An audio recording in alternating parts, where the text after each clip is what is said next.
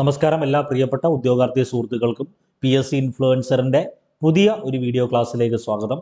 ഇന്നത്തെ ഈ ഒരു വീഡിയോ ക്ലാസ്സിൽ നിങ്ങളുമായി ഷെയർ ചെയ്യുന്നത് SCERTയിലെ NCERTയിലെയും പ്രധാനപ്പെട്ട എക്കണോമിക്സ് ടൈം മുഴുവൻ നിങ്ങളുമായിട്ട് ഷെയർ ചെയ്യുകയാണ്. ഇപ്പോൾ ക്ലാസ്സിൻ്റെ ആദ്യ അവസാനം കൃത്യമായി കാണുക. ഇന്നത്തെ ഈ ഒരു ക്ലാസ്സിൽ നമ്മൾ ആഡ് ചെയ്തിട്ടുള്ള പ്രധാനപ്പെട്ട 5 ഏരിയകൾ, ഒന്ന് SCERTയിലെ പ്രധാനപ്പെട്ട ഫാക്ട് പറയുന്നുണ്ട്, NCERTയിലെ ഓരോ സ്കൂൾ ടെക്സ്റ്റ് ചാപ്റ്ററിൽ ഓരോ കണ്ടന്റ് പറയുന്നുണ്ട്, പ്രീവിയസ് ഇയർ ക്വസ്റ്റ്യൻ പറയുന്നുണ്ട്, ഏറ്റവും ലേറ്റസ്റ്റ് ഫാക്ട് ഉൾപ്പെടെയുള്ള അപ്ഡേഷൻ ആണ് നമ്മൾ ഈ ക്ലാസ്സിൽ ഡിസ്കസ് ചെയ്യുന്നത്. ഇപ്പോൾ ക്ലാസ്സിൻ്റെ ആദ്യ അവസാനം കൃത്യമായി കാണുക. എല്ലാവർക്കും ആദ്യമേ തന്നെ വിജയാശംസകൾ നേരുന്നു. ആദ്യം കഴിഞ്ഞ 2025 ഏറ്റവും ലേറ്റസ്റ്റ് ആയിട്ടുള്ള ഒരു ക്വസ്റ്റ്യൻ ആണ്. ഇന്ത്യയുടെ ദേശീയ വരുമാനം കണക്കാക്കുമ്പോൾ ഒഴിവാക്കുന്നത് എന്താണ്? ഓപ്ഷൻ എ വാടക, ഓപ്ഷൻ ബി ലാഭം, ഓപ്ഷൻ സി വീട്ടമ്മമാരുടെ സേവനം, ഓപ്ഷൻ ഡി വേതനം. ഇതാണ് കേരള PSC കൊടുത്തേക്കുന്ന ഒരു ക്വസ്റ്റ്യൻ. ഇതൊരു കേരള PSC ചോദ്യമാണ്. അപ്പൊ നമ്മൾ എഴുതാൻ പോകുന്ന ഏത് മത്സര പരീക്ഷയ്ക്കും ഇത് ഗുണകരമായിട്ട് മാറുന്ന എങ്ങനെയാണെന്ന് നമ്മൾ പറയാം. അപ്പൊ ഇന്ത്യയുടെ ദേശീയ വരുമാനം കണക്കാക്കുമ്പോൾ ഒഴിവാക്കുന്ന എന്നാണ്. നോക്കിയേ, ഇപ്പൊ ഇന്ത്യയുടെ ദേശീയ വരുമാനം എന്താണ്? 28 സംസ്ഥാനങ്ങളും 8 കേന്ദ്രഭരണ പ്രദേശവുമുള്ള ഇന്ത്യ എന്ന മഹാരാജ്യത്ത് ദേശീയ വരുമാനം എന്ന് പറഞ്ഞാൽ എന്താ? ഒരു രാജ്യത്ത് ഒരു വർഷം ഉൽപ്പാദിപ്പിച്ച സാധനങ്ങളുടെയും സേവനങ്ങളുടെയും പണമൂല്യത്തെ അറിയപ്പെടുന്ന പേരാണല്ലോ ദേശീയ വരുമാനം. ദേശീയ വരുമാനം 3 രീതിയിലാണ് കണക്കാക്കുന്നത്. ഒന്ന് ഉൽപ്പന്ന രീതി, 2 ചെലവ് രീതി, 3 വരുമാന രീതി. അപ്പൊ നമുക്ക് വേണ്ടത് വരുമാനം എന്ന് പറഞ്ഞാൽ, ഇപ്പൊ ഞാനൊരു വ്യക്തിയാണ്. അപ്പൊ ഈ ക്ലാസ് കാണുന്ന എൻ്റെ പ്രിയപ്പെട്ട ഉദ്യോഗാർത്ഥി സുഹൃത്തുക്കളെല്ലാം വ്യക്തികളാണല്ലോ. ആ വ്യക്തികളുടെ കയ്യിൽ പണമുണ്ട്. ഈ പണം എങ്ങനെയാ വരുന്നത്? ഒന്നെങ്കിൽ നമ്മൾ ജോലി ചെയ്ത് നമുക്ക് കിട്ടുന്ന പണമായിരിക്കാം. അതല്ല, നമ്മുടെ കയ്യിൽ കുറച്ച് കെട്ടിടങ്ങളുണ്ട്, അല്ലെങ്കിൽ കുറച്ച് വാഹനങ്ങളുണ്ട്, അത് ഡെയിലി നമ്മൾ വാടകയ്ക്ക് കൊടുക്കുക, അതിൽ നിന്ന് വരുമാനം കിട്ടാമല്ലോ. ഓക്കെ, നമ്മൾ കുറച്ച് പൈസ ബിസിനസ്സിൽ ഇൻവെസ്റ്റ് ചെയ്തിട്ടുണ്ട്, എങ്കിൽ അതിന് മാസം വർഷം അതിൽ നിന്ന് ലാഭം കിട്ടാം. ഇതൊക്കെയാണ് നമ്മുടെ ഒരു വ്യക്തിയുടെ വരുമാനം എന്ന് പറയുന്നത്. അപ്പൊ ഇന്ത്യ എന്ന മഹാരാജ്യത്ത് ദേശീയ വരുമാനം കണക്കാക്കുന്നത് ഏത് മെത്തേഡിലാണെങ്കിൽ, വരുമാന രീതിയിലാണെങ്കിൽ കണക്കാക്കുന്നതിനുള്ള 4 പ്രധാനപ്പെട്ട ഘടകങ്ങളാണ്. ഒന്ന് വളരെ പ്രധാനപ്പെട്ടതാണ് റെന്റ്, 2 വേജ്, 3 പ്രോഫിറ്റ്, 4 ഇൻട്രസ്റ്റ്. ഈ 4 വരുമാനങ്ങൾ കൂട്ടുമ്പോഴാണ് ഒരു വ്യക്തിയുടെ വരുമാനം ടോട്ടൽ കിട്ടുന്നത്. ഇനി അങ്ങനെ ഇന്ത്യ എന്ന മഹാരാജ്യത്ത് എത്ര ജനങ്ങളുണ്ടോ അത്രയും ജനങ്ങളുടെ വരുമാനം കൂട്ടുമ്പോൾ എന്ത് കിട്ടും? ദേശീയ വരുമാനം കിട്ടും. ഇനി അതിലേക്ക് വരാം. ഇനി അതിന്റെ NCERT ഫാക്റ്റിലേക്കാണ് ഇനി പോകുന്നത്. NCERTയിൽ വളരെ വ്യക്തമായി കൊടുത്തിട്ടുണ്ട് 3 രീതിയിൽ ദേശീയ വരുമാനം കണക്കാക്കാം. ഒന്ന് ഉൽപ്പന്ന രീതി, 2 ചെലവ് രീതി, 3 വരുമാന രീതി. ഈ വരുമാനം നമ്മൾ നേരത്തെ പറഞ്ഞല്ലോ, ഒരു വ്യക്തിക്ക്, ഇപ്പൊ എനിക്ക് കുറച്ച് വസ്തു ഉണ്ട്, ആ വസ്തു ഞാൻ റെന്റിന് കൊടുക്കുക, എങ്കിൽ റെന്റായിട്ട് മാസം വർഷം പണം കിട്ടുമല്ലോ. ആ റെന്റിനോട് കൂടി എനിക്ക് കിട്ടുന്ന വേജ് അല്ലെങ്കിൽ ശമ്പളം അല്ലെങ്കിൽ വേതനം കൂട്ടി, എനിക്ക് കിട്ടുന്ന ലാഭം പ്രോഫിറ്റ്, ഏതെങ്കിലും ബിസിനസ് ഞാൻ ഇൻവെസ്റ്റ് ചെയ്തിട്ടുണ്ടെങ്കിൽ ആ പ്രോഫിറ്റ് കൂട്ടി, ഇനി ഞാൻ ഏതെങ്കിലും സ്ഥാപനത്തിൽ, ഈ പറയുന്ന ഏതെങ്കിലും സ്ഥാപനത്തിൽ ക്യാപിറ്റൽ കൊടുത്തിട്ടുണ്ട്, ഏതെങ്കിലും വ്യവസായ സ്ഥാപനത്തിന് ക്യാപിറ്റൽ മൂലധനം ഞാൻ സംഭാവന ചെയ്തിട്ടുള്ളൂ, എങ്കിൽ അതിന് വർഷം മാസം അവർക്ക് എനിക്ക് എന്ത് തരണം? ഇൻട്രസ്റ്റ് അല്ലെങ്കിൽ പലിശ തരണം. അതിനെയാണ് നമ്മൾ പലിശ അല്ലെങ്കിൽ ഇൻട്രസ്റ്റ് എന്നറിയപ്പെടുന്നത്. അപ്പൊ അങ്ങനെ റെന്റും വേജും പ്രോഫിറ്റും ഇൻട്രസ്റ്റും എല്ലാം കൂട്ടി കിട്ടിയാൽ ഒരു വ്യക്തിയുടെ മൊത്തം വരുമാനമാവും. അപ്പൊ ഇന്ത്യയുടെ ദേശീയ വരുമാനം കണക്കാക്കുമ്പോൾ ഒരു വ്യക്തിയുടെ റെന്റ് എടുക്കും, ഒരു വ്യക്തിയുടെ വേജ് വേതനം എടുക്കും, ഒരു വ്യക്തിയുടെ ലാഭം പ്രോഫിറ്റ് എടുക്കും, ഒരു വ്യക്തിയുടെ പലിശ, ഒരു വ്യക്തിക്ക് കിട്ടുന്ന പലിശ എടുക്കും, അതും എടുക്കും. നോക്കി, ഇതിൽ ഉത്തരമായി വരാൻ സാധ്യതയുള്ളത് ഓപ്ഷൻ സി, വീട്ടമ്മമാരുടെ സേവനം. ഇത് +1 സ്കൂൾ ടെക്സ്റ്റിൽ പറയുന്നത് economic activity and non economic activity എന്നാണ്. ഇപ്പം ഒരു വീട്ടമ്മ, ഇപ്പൊ എൻ്റെ വീട്ടിലെ അമ്മ അല്ലെങ്കിൽ എൻ്റെ സഹോദരി, എൻ്റെ ഭാര്യ, ഇപ്പൊ ഞാനൊരു സ്ത്രീയാണ്, രഞ്ജിത്ത് എന്ന് പറയുന്നത് ഞാനൊരു സ്ത്രീ ആണെങ്കിൽ, ഞാൻ എൻ്റെ വീട്ടിൽ ജോലി ചെയ്യുന്നു, എങ്കിൽ ആ വീട്ടമ്മ, ഞാനൊരു വീട്ടമ്മയാണ്, എങ്കിൽ വീട്ടമ്മമാരുടെ സേവനം എന്തല്ല? എക്കണോമിക് ആക്ടിവിറ്റി അല്ല, നോൺ എക്കണോമിക് ആക്ടിവിറ്റിയാണ്. ഇത് +1 സ്കൂൾ ടെക്സ്റ്റിൽ വളരെ വ്യക്തമായി കൊടുത്തിട്ടുണ്ട്. വീട്ടമ്മമാരുടെ സേവനം, എൻ്റെ വീട്ടിൽ അമ്മയുടെ, ഈ ക്ലാസ് കാണുന്ന എൻ്റെ പ്രിയപ്പെട്ട ഉദ്യോഗാർത്ഥി സുഹൃത്തുക്കളുടെ വീട്ടുകളിലെ അമ്മമാരുടെ അല്ലെങ്കിൽ സഹോദരിമാരുടെ, അവർ വീട്ടിൽ ചെയ്യുന്ന ജോലിക്ക്, ചെയ്യുന്ന ജോലിക്ക് അവർ പണം എടുക്കാറുണ്ടോ? ഇല്ല. പക്ഷെ ഒരു സെർവന്റ് വന്നാൽ അയാൾക്ക് ആ വ്യക്തിക്ക് 10,000 രൂപ അല്ലെങ്കിൽ 15,000 രൂപ നമ്മൾ കൊടുക്കും.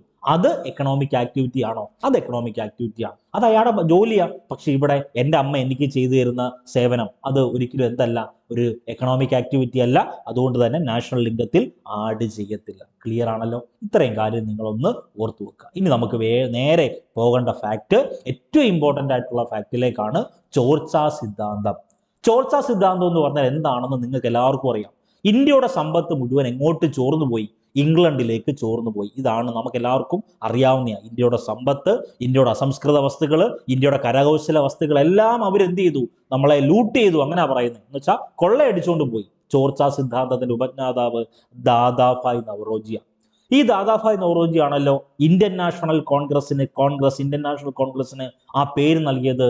ദാദാഭായ് നവറോജിയാണ് ഇന്ത്യൻ നാഷണൽ കോൺഗ്രസിന്റെ പ്രസിഡന്റായ ആദ്യ പാഴ്സി മതക്കാരൻ ആരെന്ന് ചോദിച്ചാൽ അത് ദാദാഭായ് നവറോജിയാണ്.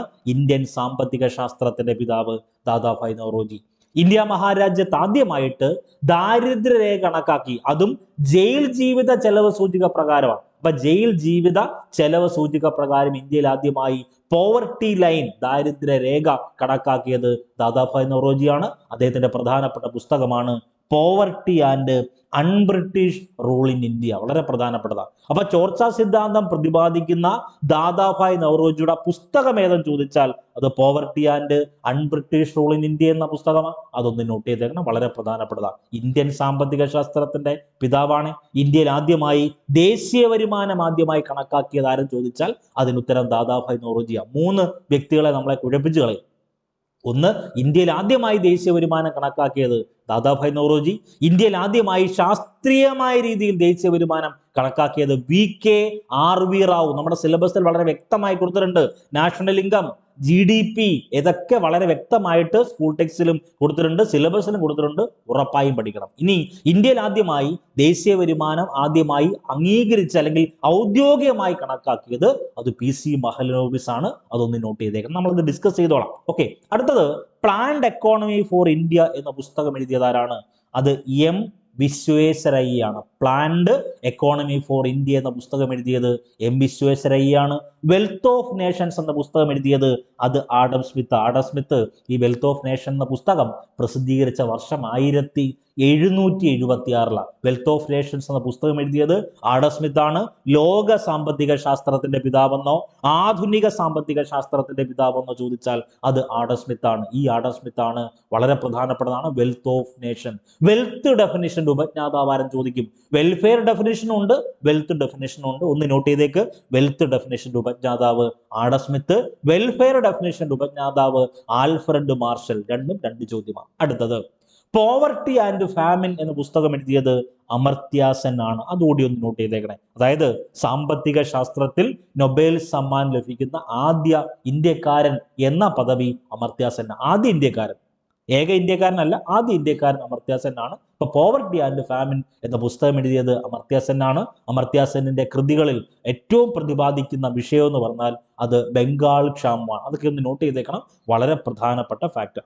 ഓക്കെ, അടുത്തത് ഇന്ത്യൻ പഞ്ചവത്സര പദ്ധതി. നിങ്ങൾ എഴുതി വെച്ചോ, നിങ്ങൾ എഴുതാൻ പോകുന്ന മത്സര പരീക്ഷയിൽ നിർണായകമായ 1 മാർക്ക് അല്ലെങ്കിൽ 1-ൽ കൂടുതൽ മാർക്ക് പഞ്ചവത്സര പദ്ധതിയിൽ നിന്ന് ചോദിച്ചാൽ ഈ ബേസുകളെല്ലാം ഓർമ്മയിൽ ഉണ്ടാവണം. ഒന്ന്, ഇന്ത്യൻ പഞ്ചവത്സര പദ്ധതിയുടെ ശില്പി എന്നറിയപ്പെടുന്നത് PC മഹലനോബിസ.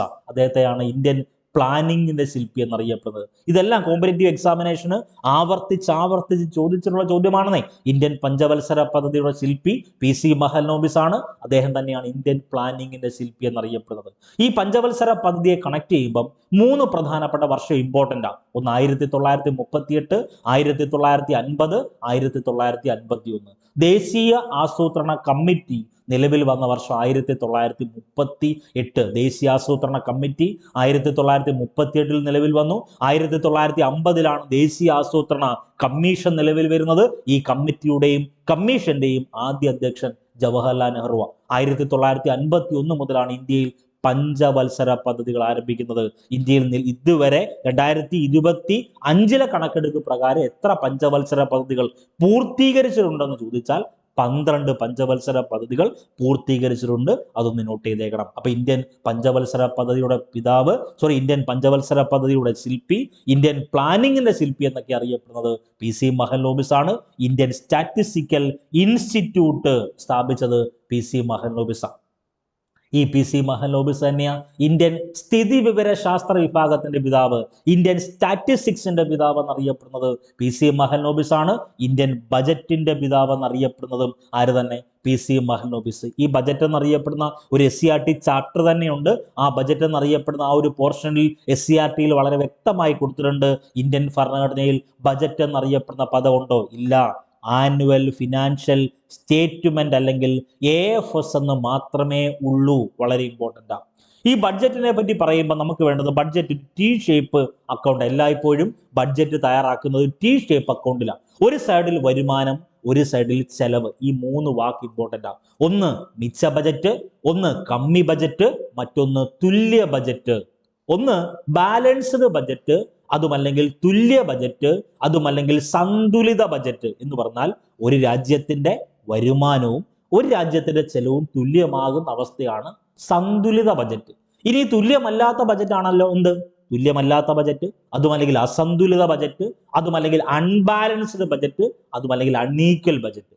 ഈ രണ്ട് സിറ്റുവേഷൻ, അതായത് ഈ ഒരു സിറ്റുവേഷനിൽ, അതായത് തുല്യമല്ലാത്ത സാഹചര്യം വരുമ്പോൾ ഒരു സൈഡ്, അതായത് വരുമാനം കൂടുതലും, ഇപ്പൊ എൻ്റെ വീട്ടിലെ അല്ലെങ്കിൽ നമ്മുടെ വീട്ടിലെ വരുമാനം കുറവ്, ചെലവ് കൂടുതലാണെന്ന് ഇരിക്കട്ടെ, എങ്കിൽ നമ്മൾ എന്തോ പറയുന്നത്? കമ്മി എന്നാ പറയുന്നത്. കമ്മി ബജറ്റാണ്. അതേപോലെ ഒരു രാജ്യത്തിന്റെ വരുമാനം കുറവും ചെലവ് കൂടുതലുമാണെങ്കിൽ അതിനെ അറിയപ്പെടുന്ന പേരാണ് കമ്മി ബജറ്റ്. അതിന് ഇക്വേഷനൊക്കെ ഉണ്ട്, അതിലേക്കൊക്കെ വരാം, ഒന്ന് ഓർത്തു വെക്കുക. ദെൻ മിച്ച ബജറ്റ്. നോക്കിയത് എൻ്റെ വീട്ടിൽ അല്ലെങ്കിൽ നമ്മുടെ വീട്ടിൽ വരുമാനം കൂടുതലാണ്, ചെലവ് കുറവാണ്, എങ്കിൽ നമ്മൾ എന്ത് പറയും? ഈ മാസം അല്ലെങ്കിൽ ഈ ദിവസം ഇച്ചിരി മിച്ചം ഉണ്ടെന്ന് പറയും. അതാണ് മിച്ച ബജറ്റ്. വരുമാനം കൂടുതലും ചെലവ് കുറവാണെങ്കിൽ അതിനെ അറിയപ്പെടുന്നവരാണ് മിച്ച ബജറ്റ്. അതൊന്ന് നോട്ട് ചെയ്തേക്കണം. അപ്പൊ ഇന്ത്യൻ ബജറ്റിന്റെ പിതാവ് എന്നറിയപ്പെടുന്ന ആരാ? അത് PC മഹലനോബിസ് ആണ്. ജൂൺ 29 അദ്ദേഹത്തിന്റെ ജന്മദിനമാണ്. അത് ഇന്ത്യൻ സ്റ്റാറ്റിസ്റ്റിക്സ് ദിനമായിട്ടാണ് സെലിബ്രേറ്റ് ചെയ്യുന്നത്.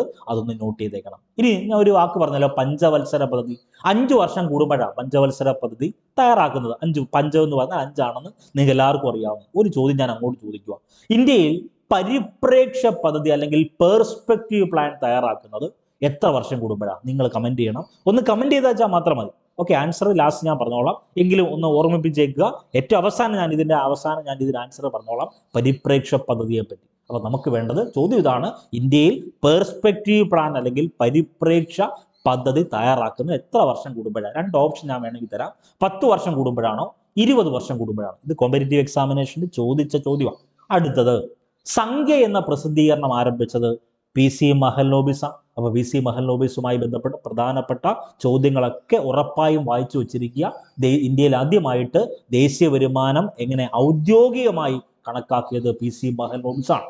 ഇനി നമ്മൾ പറഞ്ഞത് ഇന്ത്യയുടെ ദേശീയ വരുമാനത്തെ പറ്റി പറഞ്ഞു. ദേശീയ വരുമാനം എന്താണ് എന്ന് ഞാൻ ഇപ്പൊ പറഞ്ഞതേ ഉള്ളൂ. എന്താണ് ദേശീയ വരുമാനം എന്ന് പറഞ്ഞാൽ? ഒരു രാജ്യത്ത് ഒരു വർഷം ഉൽപ്പാദിപ്പിച്ച സാധനങ്ങളുടെയും സേവനങ്ങളുടെയും പണമൂല്യത്തെ അറിയപ്പെടുന്ന പേര് ദേശീയ വരുമാനമാണ്. ഇന്ത്യയുടെ ദേശീയ വരുമാനം കണക്കാക്കാനുള്ള സർക്കാർ ഏജൻസി ഏതെന്ന് ചോദിച്ചാൽ അതിനുത്തരം സെൻട്രൽ സ്റ്റാറ്റിസ്റ്റിക്കൽ ഓഫീസ് അല്ലെങ്കിൽ CSO ആണ്. അപ്പൊ ചില ആളുകളെങ്കിലും മനസ്സിൽ കരുതും, ഇപ്പൊ ഈ CSO ഒന്നും ഇല്ലല്ലോ. ഇല്ല, ഇപ്പൊ ഈ പറഞ്ഞ CSOയും NSSO നാഷണൽ സാമ്പിൾ സർവേ ഓഫീസുമായിട്ട് ലയിച്ച് ഇപ്പം അതിനെ അറിയപ്പെടുന്ന പേര് NSO എന്നാണ്, നാഷണൽ സ്റ്റാറ്റിസ്റ്റിക്കൽ ഓഫീസ് എന്നായിട്ടുണ്ട്. അപ്പൊ ഡിപ്പെൻഡ് ഓൺ ഓപ്ഷൻ അനുസരിച്ചാണ് നിങ്ങൾ ഉത്തരം എഴുതേണ്ടത്. ഇന്ത്യയുടെ ദേശീയ വരുമാനം കണക്കാക്കുന്നതിനുള്ള സർക്കാർ ഏജൻസി എന്ന് മാത്രമേ ചോദിക്കുന്നുള്ളൂ. ഓപ്ഷനിൽ ഈ പറഞ്ഞ NSO ഒന്നും ഇല്ലെങ്കിൽ CSO എഴുതിക്കോണം. ഇനി CSO ഒന്നും ഇല്ല എങ്കിൽ ഉത്തരമായിട്ട് വരാൻ പറ്റുന്നത് NSO ആണ്, നാഷണൽ സ്റ്റാറ്റിസ്റ്റിക്കൽ ഓഫീസ്. ക്ലിയർ ആണെന്ന് വിശ്വസിക്കുന്നു. അടുത്തത്, ഇന്ത്യ എന്ന മഹാരാജ്യം നമുക്കറിയാം. ഇന്ത്യക്ക് 1947 സ്വാതന്ത്ര്യം കിട്ടുന്നു. 1950 ഇന്ത്യൻ ഭരണഘടന നിലവിൽ വരുന്നു. അതൊക്കെ നമുക്ക് അറിയാം. ഇനി ഇന്ത്യ എന്ന മഹാരാജ്യത്ത് ദേശീയ വരുമാനം, ഒരു രാജ്യത്തിന്റെ ദേശീയ വരുമാനം ഉയരുന്നത് ആ രാജ്യത്തിന്റെ സാമ്പത്തിക വളർച്ച ഉയരുന്നു എന്നതിന് തുല്യമാണ്. തന്നെ ഒരു രാജ്യത്തെ ദേശീയ വരുമാനം കുറയുന്നു എന്ന് പറഞ്ഞാൽ ആ രാജ്യത്തെ ദേശീയ വരുമാനം കുറയുന്നു എന്ന് മാത്രമല്ല, അതിന്റെ സാമ്പത്തിക വളർച്ച കുറയുന്നു എന്ന് തന്നെയാണ്. അപ്പൊ ഇന്ത്യയുടെ ദേശീയ വരുമാനം കണക്കാക്കുന്നതിന് വേണ്ടി 1949 ഒരു കമ്മിറ്റിയെ ഫോം ചെയ്യും. ആ കമ്മിറ്റിയുടെ പേര് നാഷണൽ ഇൻകം കമ്മിറ്റി എന്ന. ഈ നാഷണൽ ഇൻകം കമ്മിറ്റിയിലെ പ്രധാനി എന്നറിയപ്പെടുന്നത് ആരാണ്? അത് PC മഹലനോബിസ് ആണ്. അതൊന്ന് നോട്ട് ചെയ്തേക്കണം. ഇനി നമ്മൾ 3 കാര്യങ്ങൾ നേരത്തെ പറഞ്ഞിരുന്നു. ഒന്ന്, ഇന്ത്യയിൽ ദേശീയ വരുമാനം കണക്കാക്കുന്നതിനുള്ള ശ്രമം ആദ്യമായി നടത്തിയത് ദാദാഭായ് നവറോജിയ. പക്ഷേ ഇന്ത്യയിൽ ആദ്യമായി ദേശീയ വരുമാനം സയന്റിഫിക് ആയിട്ട് ശാസ്ത്രീയമായ രീതിയിൽ കണക്കാക്കിയത് അത് VKRV റാവു 1931. ഇനി ഞാൻ ഒരു ക്വസ്റ്റ്യൻ അങ്ങോട്ട് ചോദിക്കുക. സ്വതന്ത്ര ഇന്ത്യയിൽ ആദ്യമായി ദേശീയ വരുമാനം കണക്കാക്കിയത് അത് PC മഹലനോബിസ. 1947 ഇന്ത്യക്ക് സ്വാതന്ത്ര്യം കിട്ടുന്നു. സ്വതന്ത്ര ഇന്ത്യ എന്ന് പറയുമ്പോൾ 1947 ശേഷം, അതായത് 1949 നാഷണൽ ഇൻകം കമ്മിറ്റി ഫോം ചെയ്തു. ആ കമ്മിറ്റിയുടെ പശ്ചാത്തലത്തിൽ, ആ കമ്മിറ്റിയുടെ കണക്കുകൾ പ്രകാരം ഇന്ത്യയിൽ ആദ്യമായിട്ട്, സ്വതന്ത്ര ഇന്ത്യയിൽ ആദ്യമായി ദേശീയ വരുമാനം കണക്കാക്കിയത് PC മഹലനോബിസ് ആണ്. എന്താണ് ദേശീയ വരുമാനം എന്നൊക്കെ ഞാൻ പറഞ്ഞു. അതിൽ ഏറ്റവും പ്രധാനപ്പെട്ട വാക്കാണ് വ്യക്തിഗത വരുമാനം. ഇപ്പോൾ ഞാൻ ഒരു ക്വസ്റ്റ്യൻ അങ്ങോട്ട് ചോദിച്ചോട്ടെ. ഒരു വ്യക്തിക്ക്, ഇപ്പൊ എനിക്ക് 10,000 രൂപ ഒരു മാസം കിട്ടുക, അല്ലെങ്കിൽ ഈ ക്ലാസ് കാണുന്ന എൻ്റെ പ്രിയപ്പെട്ട ഉദ്യോഗാർത്ഥികൾക്ക് 20,000 രൂപ ഒരു മാസം കിട്ടുക, ഈ 20,000 രൂപയും ഉപയോഗിക്കാൻ പറ്റുമോ? ഇല്ല. ഈ 20,000 രൂപയിൽ കുറച്ച് ഭാഗമൊക്കെ ടാക്സ് ആയിട്ട് കൊടുക്കേണ്ടി വരും, ആണല്ലോ. അപ്പൊ ടാക്സ് ആയിട്ട് കൊടുക്കുന്നത് ചിലപ്പോൾ 100 രൂപയായിരിക്കാം, അല്ലെങ്കിൽ 1000 രൂപയായിരിക്കാം, അല്ലെങ്കിൽ 2000 രൂപയായിരിക്കാം. അപ്പൊ നിങ്ങൾക്ക് ചെലവാക്കാൻ പറ്റുന്ന ഇൻകം എന്ന് പറഞ്ഞാൽ ഈ 20,000 മൊത്തം ചെലവാക്കാൻ പറ്റത്തില്ല. ചിലപ്പോൾ 100 രൂപയെങ്കിലും ടാക്സ് ആയിട്ട് കൊടുക്കേണ്ടി വരും. നമ്മൾ അറിഞ്ഞോ അറിയാതോ ടാക്സ് കൊടുക്കുന്നുണ്ട്. അപ്പൊ എത്ര രൂപ വരുമാനം കിട്ടുന്നോ ആ വരുമാനത്തിൽ നിന്ന് ടാക്സ് ഒഴിവാക്കിയാൽ കിട്ടുന്ന വരുമാനത്തെ അറിയപ്പെടുന്ന പേരാണ് പേഴ്സണൽ ഇൻകം, അല്ലെങ്കിൽ PDI എന്ന് പറയും. നമ്മൾ ഇതെല്ലാം റിലേറ്റഡ് ആയിട്ട് പറഞ്ഞോളാം. ഇപ്പൊ നിങ്ങൾ പഠിക്കേണ്ടത്, ഇപ്പൊ എനിക്ക് 20,000 രൂപ വരുമാനം, അല്ലെങ്കിൽ 5,000 രൂപ വരുമാനം എങ്കിൽ ഗവൺമെന്റ് ഞാൻ 500 രൂപ ടാക്സ് കൊടുക്കുന്നു എങ്കിൽ 5,000 മൈനസ് 500 4,500. ഈ 4,500 ആണ് എനിക്ക് ചെലവാക്കാൻ പറ്റുന്നത്. അതിനെയാണ് പേഴ്സണൽ ഡിസ്പോസിബിൾ ഇൻകം എന്ന പേരിൽ അറിയപ്പെടുന്നത്. അതൊന്ന് നോട്ട് ചെയ്തേക്കണം. അത് മുൻകാല വർഷ ചോദ്യമാണ്. ഇനി നമ്മൾ പറയാൻ വരുന്നത് GDPയെ പറ്റിയാണ്. GDP എന്ന് പറഞ്ഞാൽ അതിന്റെ മലയാളം മൊത്ത ആഭ്യന്തര ഉൽപ്പന്നം. വേറെ ഒന്നും നിങ്ങൾ ചിന്തിക്കേണ്ട. ഇത് രാജ്യമാണ്. ഈ പറയുന്ന ഒരു നമ്മൾ ചതുരം വരച്ചപ്പോൾ ആ ആഭ്യന്തര പരിധി, അതായത് ആ ഒരു ബൗണ്ടറിക്കകത്ത് ഒരു രാജ്യമുണ്ട്. എങ്കിൽ GDP എന്താണെന്ന് സിമ്പിളായിട്ട് നിങ്ങൾ ഓർത്തു വെക്കുക. ഒരു രാജ്യത്തിന്റെ ആഭ്യന്തര പരിധിക്കുള്ളിൽ ഒരു വർഷം ഉൽപ്പാദിപ്പിച്ച സാധനങ്ങളുടെയും സേവനങ്ങളുടെയും പണമൂല്യത്തെ അറിയപ്പെടുന്ന പേരാണ് GDP. ഈ GDPയോടുകൂടി വിദേശത്തു നിന്നുള്ള അറ്റ ഘടക വരുമാനം അതെന്തൊക്കെയാണെന്ന് ഡീറ്റെയിൽ ആയിട്ട് എടുത്തോളാം. NFIയും കൂടെ കൂട്ടുമ്പോൾ കിട്ടുന്ന ഒരു വസ്തുതയാണ് മൊത്തം ദേശീയ ഉൽപ്പന്നം, അല്ലെങ്കിൽ GNB എന്ന് പറയും. അപ്പൊ GDPയോടുകൂടി NFIയെ, net factor income from abroad, കൂട്ടിയാൽ കിട്ടുന്നതാണ് GNB. അപ്പൊ GDPയോടുകൂടി എന്ത് കൂട്ടുമ്പോഴാണ് GNB കിട്ടുന്നത്? NFIA എന്ന് പറഞ്ഞാൽ വിദേശത്തു നിന്നുള്ള അറ്റ ഘടക വരുമാനം. എന്താണ് അറ്റ ഘടക വരുമാനം എന്നൊക്കെ ഡീറ്റെയിൽ ആയിട്ട് എടുത്തോളാം. ഇപ്പം ഈ ബേസ് ആദ്യം ഒന്ന് നിങ്ങൾക്ക് കിട്ടട്ടെ. അടുത്തത് ഏറ്റവും പ്രധാനപ്പെട്ട സിലബസിലുള്ള 2 പ്രധാനപ്പെട്ട സൂചികകളാണ്. ഒന്ന് മാനവ വികസന സൂചിക. ഈ മാനവ വികസന സൂചിക രൂപപ്പെടുത്തിയ സാമ്പത്തിക ശാസ്ത്രജ്ഞന്മാർ 2 പേരാണ്. ഒന്ന് പാകിസ്ഥാൻകാരനായ മെഹബൂബ് ഉൽ ഹക്കും ഇന്ത്യക്കാരനായ അമർത്യ സെൻ. ഇവർ 2 പേരും കൂടാണ് മാനവ വികസന സൂചിക, അല്ലെങ്കിൽ ഹ്യൂമൻ ഡെവലപ്മെന്റ് ഇൻഡെക്സ്, അല്ലെങ്കിൽ HDI രൂപപ്പെടുത്തിയത് ഇവർ 2 പേരുമാണ്. ഇനി മാനവ സന്തോഷ സൂചിക ഉണ്ട് കേട്ടോ. മാനവ സന്തോഷ സൂചിക വികസിപ്പിച്ച രാജ്യം അത് ഭൂട്ടാന. വ്യക്തിയെ പറ്റി പറയുന്നില്ല. ഭൂട്ടാൻ എന്ന രാജ്യത്താണ് ലോകത്തിൽ ആദ്യമായി മാനവ സന്തോഷ സൂചിക വികസിപ്പിക്കുന്നത്. അത് ഈ ഭൂട്ടാൻ 1997 ആദ്യ റിപ്പോർട്ട് പ്രസിദ്ധീകരിക്കുന്നു. ഭൂട്ടാനെ അറിയപ്പെടുന്ന പേര് ഇടിമിന്നലുകളുടെ നാട് എന്നറിയപ്പെടുന്നത് ഭൂട്ടാന. ഭൂട്ടാനുമായി ബന്ധപ്പെട്ട് ഏറ്റവും ലേറ്റസ്റ്റ് കറണ്ട് അഫയേഴ്സ് ഒക്കെ ഉണ്ട്. അതൊക്കെ അപ്ഡേറ്റ് ചെയ്തോളാം. അടുത്ത നമുക്ക് വേണ്ടത് ഏറ്റവും പ്രധാനപ്പെട്ട മറ്റൊരു സിലബസ് ഏരിയയിലേക്ക് നമ്മൾ പോവുകയാണ്, സമ്പദ് വ്യവസ്ഥ. ഇതല്ല SCRTയിൽ ഓരോ ചാപ്റ്ററാണ് നമ്മൾ കമ്പൈൻ ചെയ്ത് ഓരോ ചാപ്റ്റർ വൈസ് പറഞ്ഞു പോവുകയാണ്. സമ്പദ് വ്യവസ്ഥയെ പറ്റി പറയുമ്പോൾ 3 തരത്തിലാണ് സമ്പദ് വ്യവസ്ഥ ഉള്ളത്. മുതലാളിത്ത സമ്പദ് വ്യവസ്ഥ, സോഷ്യലിസ്റ്റ് സമ്പദ് വ്യവസ്ഥ, മിശ്ര സമ്പദ് വ്യവസ്ഥ. അതിൽ മുതലാളിത്ത സമ്പദ് വ്യവസ്ഥ എന്ന് പറഞ്ഞാൽ എന്തുവാ? എല്ലാ സാമ്പത്തിക പ്രവർത്തനങ്ങളും നിയന്ത്രിക്കുകയും കൈകാര്യം ചെയ്യുന്നതും മുതലാളിമാർ, സ്വകാര്യ വ്യക്തികളാണെങ്കിൽ അതിനെയാണ് മുതലാളിത്ത സമ്പദ് വ്യവസ്ഥ എന്നറിയപ്പെടുന്നത്. ഈ മുതലാളിത്ത സമ്പദ് വ്യവസ്ഥയിൽ അടിസ്ഥാന സാമ്പത്തിക പ്രശ്നങ്ങൾ പരിഹരിക്കുന്നതിന്റെ പേര് വില മെക്കാനിസം എന്നാണ്. അതായത് ഇപ്പം ഈ അമേരിക്ക മുതലാളിത്ത സമ്പദ് വ്യവസ്ഥയാണ്, കാനഡ മുതലാളിത്ത സമ്പദ് വ്യവസ്ഥയാണ്, അവിടെ ഏതെങ്കിലും ഒരു സാമ്പത്തിക പ്രശ്നങ്ങൾ, ഇപ്പൊ നോക്കൂ, ഇന്ത്യയിൽ ഒരു സാമ്പത്തിക പ്രശ്നം വന്നു എങ്കിൽ ഇന്ത്യയിലെ സാമ്പത്തിക പ്രശ്നം പരിഹരിക്കുന്ന ആരാ? ഇന്ത്യ ഗവൺമെന്റാ. പക്ഷേ മുതലാളിത്ത സമ്പദ് വ്യവസ്ഥയിൽ ഏതെങ്കിലും തരത്തിലുള്ള അടിസ്ഥാന സാമ്പത്തിക പ്രശ്നങ്ങൾ പരിഹരിക്കുന്നത് വില മെക്കാനിസം. അപ്പൊ ചില ആളുകളെങ്കിലും മനസ്സിലാക്കരുതും, എന്തുവാ അടിസ്ഥാന സാമ്പത്തിക പ്രശ്നം എന്ന് പറഞ്ഞാൽ? ഒരു രാജ്യത്തിന്റെ അടിസ്ഥാന സാമ്പത്തിക പ്രശ്നം മൂന്നെണ്ണമാണ്. ഒന്ന്, എന്തുൽപാദിപ്പിക്കണം, എങ്ങനെ ഉൽപ്പാദിപ്പിക്കണം, ആർക്കു വേണ്ടി ഉൽപ്പാദിപ്പിക്കണം. ഇത് NCERT സ്കൂൾ ടെക്സ്റ്റിൽ വളരെ വ്യക്തമായി കൊടുത്തിട്ടുണ്ട്. അപ്പോൾ രാജ്യത്തിന്റെ അടിസ്ഥാന സാമ്പത്തിക പ്രശ്നങ്ങൾ എന്തൊക്കെയാ? എന്തുൽപാദിപ്പിക്കണം, എങ്ങനെ ഉൽപ്പാദിപ്പിക്കണം, ആർക്കു വേണ്ടി ഉൽപ്പാദിപ്പിക്കണം എന്ന് നോട്ട് ചെയ്തേക്കണം. അപ്പൊ മുതലാളിത്ത സമ്പദ് വ്യവസ്ഥയിൽ അടിസ്ഥാന സാമ്പത്തിക പ്രശ്നങ്ങൾ പരിഹരിക്കുന്ന ആരാ? വില മെക്കാനിസം അല്ലെങ്കിൽ പ്രൈസ് മെക്കാനിസം ആണ്. അതൊന്ന് നോട്ട് ചെയ്തേക്കണം. ഇനി ഇന്ത്യ പിന്തുടരുന്നത് മിശ്ര സമ്പദ് വ്യവസ്ഥയാണ്. എന്ന് വെച്ചാൽ ഇന്ത്യ പൊതുമേഖലയ്ക്കും സ്വകാര്യ മേഖലയ്ക്കും പ്രാധാന്യം നൽകുന്നു. നമ്മൾക്ക് വേണ്ടത് 3 തരം സമ്പദ് വ്യവസ്ഥകളാണ് പരീക്ഷയ്ക്ക് പഠിക്കേണ്ടത്. ഒന്ന്, നമ്മൾ പറഞ്ഞ ക്യാപിറ്റലിസ്റ്റ് സമ്പദ് വ്യവസ്ഥ. 2, സോഷ്യലിസ്റ്റ് സമ്പദ് വ്യവസ്ഥ. 3, മിശ്ര സമ്പദ് വ്യവസ്ഥ അല്ലെങ്കിൽ മിക്സഡ് എക്കോണമി. ഒന്നാമത്തെ വാക്കിലേക്ക് എടുത്തു. ക്യാപിറ്റലിസ്റ്റ് സമ്പദ് വ്യവസ്ഥ എന്ന് പറഞ്ഞാൽ ഉൽപാദന ഉപാധികൾ, വീണ്ടും ഞാൻ ആവർത്തിക്കുന്നു, ഉൽപാദന ഉപാധികൾ നിയന്ത്രിക്കുന്നതും കൈകാര്യം ചെയ്യുന്നതും സ്വകാര്യ വ്യക്തികളാണ്.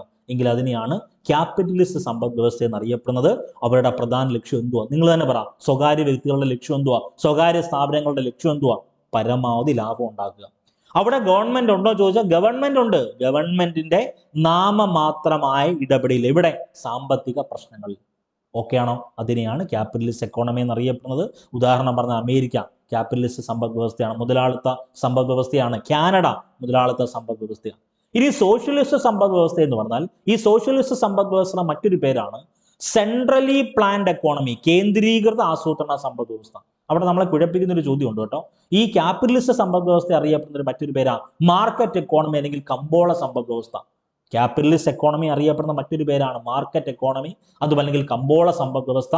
സോഷ്യലിസ്റ്റ് എക്കോണമി അറിയപ്പെടുന്ന മറ്റൊരു പേര് സെൻട്രലി പ്ലാൻഡ് എക്കോണമി, അതുമല്ലെങ്കിൽ വളരെ പ്രധാനപ്പെട്ട കമാൻഡ് എക്കോണമി. അതായത് എല്ലാ സാമ്പത്തിക പ്രവർത്തനങ്ങളും നിയന്ത്രിക്കുന്നതും കൈകാര്യം ചെയ്യുന്നതും ഗവൺമെന്റ് ആണെങ്കിൽ അതിനെ അറിയപ്പെടുന്ന പേരാണ് എന്ത്? സോഷ്യലിസ്റ്റ് സമ്പദ് വ്യവസ്ഥ.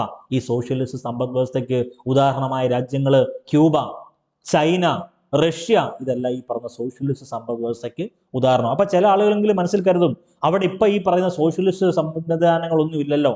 കോമ്പറ്റേറ്റീവ് എക്സാമിനേഷൻ ഇപ്പോഴും വാല്യൂ ചെയ്യുന്നത് അങ്ങനെ തന്നെ. ഓക്കെ, മൂന്നാമത്തതാണ് മിശ്ര സമ്പദ് വ്യവസ്ഥ അല്ലെങ്കിൽ മിക്സഡ് എക്കോണമി. മിക്സഡ് എക്കോണമി എന്ന് പറഞ്ഞാൽ 2 മേഖലയ്ക്കും പ്രാധാന്യം. ഒരു ബേസ് എക്സാമ്പിൾ പറഞ്ഞാൽ, സ്വകാര്യ മേഖലയിലെ സ്ഥാപനങ്ങളും ഉണ്ട്, ഗവൺമെന്റ് സ്ഥാപനങ്ങളും ഉണ്ട്. ഹോസ്പിറ്റൽ എടുക്കുക, സ്വകാര്യ ഹോസ്പിറ്റലുകളും ഉണ്ട്, ഗവൺമെന്റിന്റെ ഹോസ്പിറ്റലും ഉണ്ട്.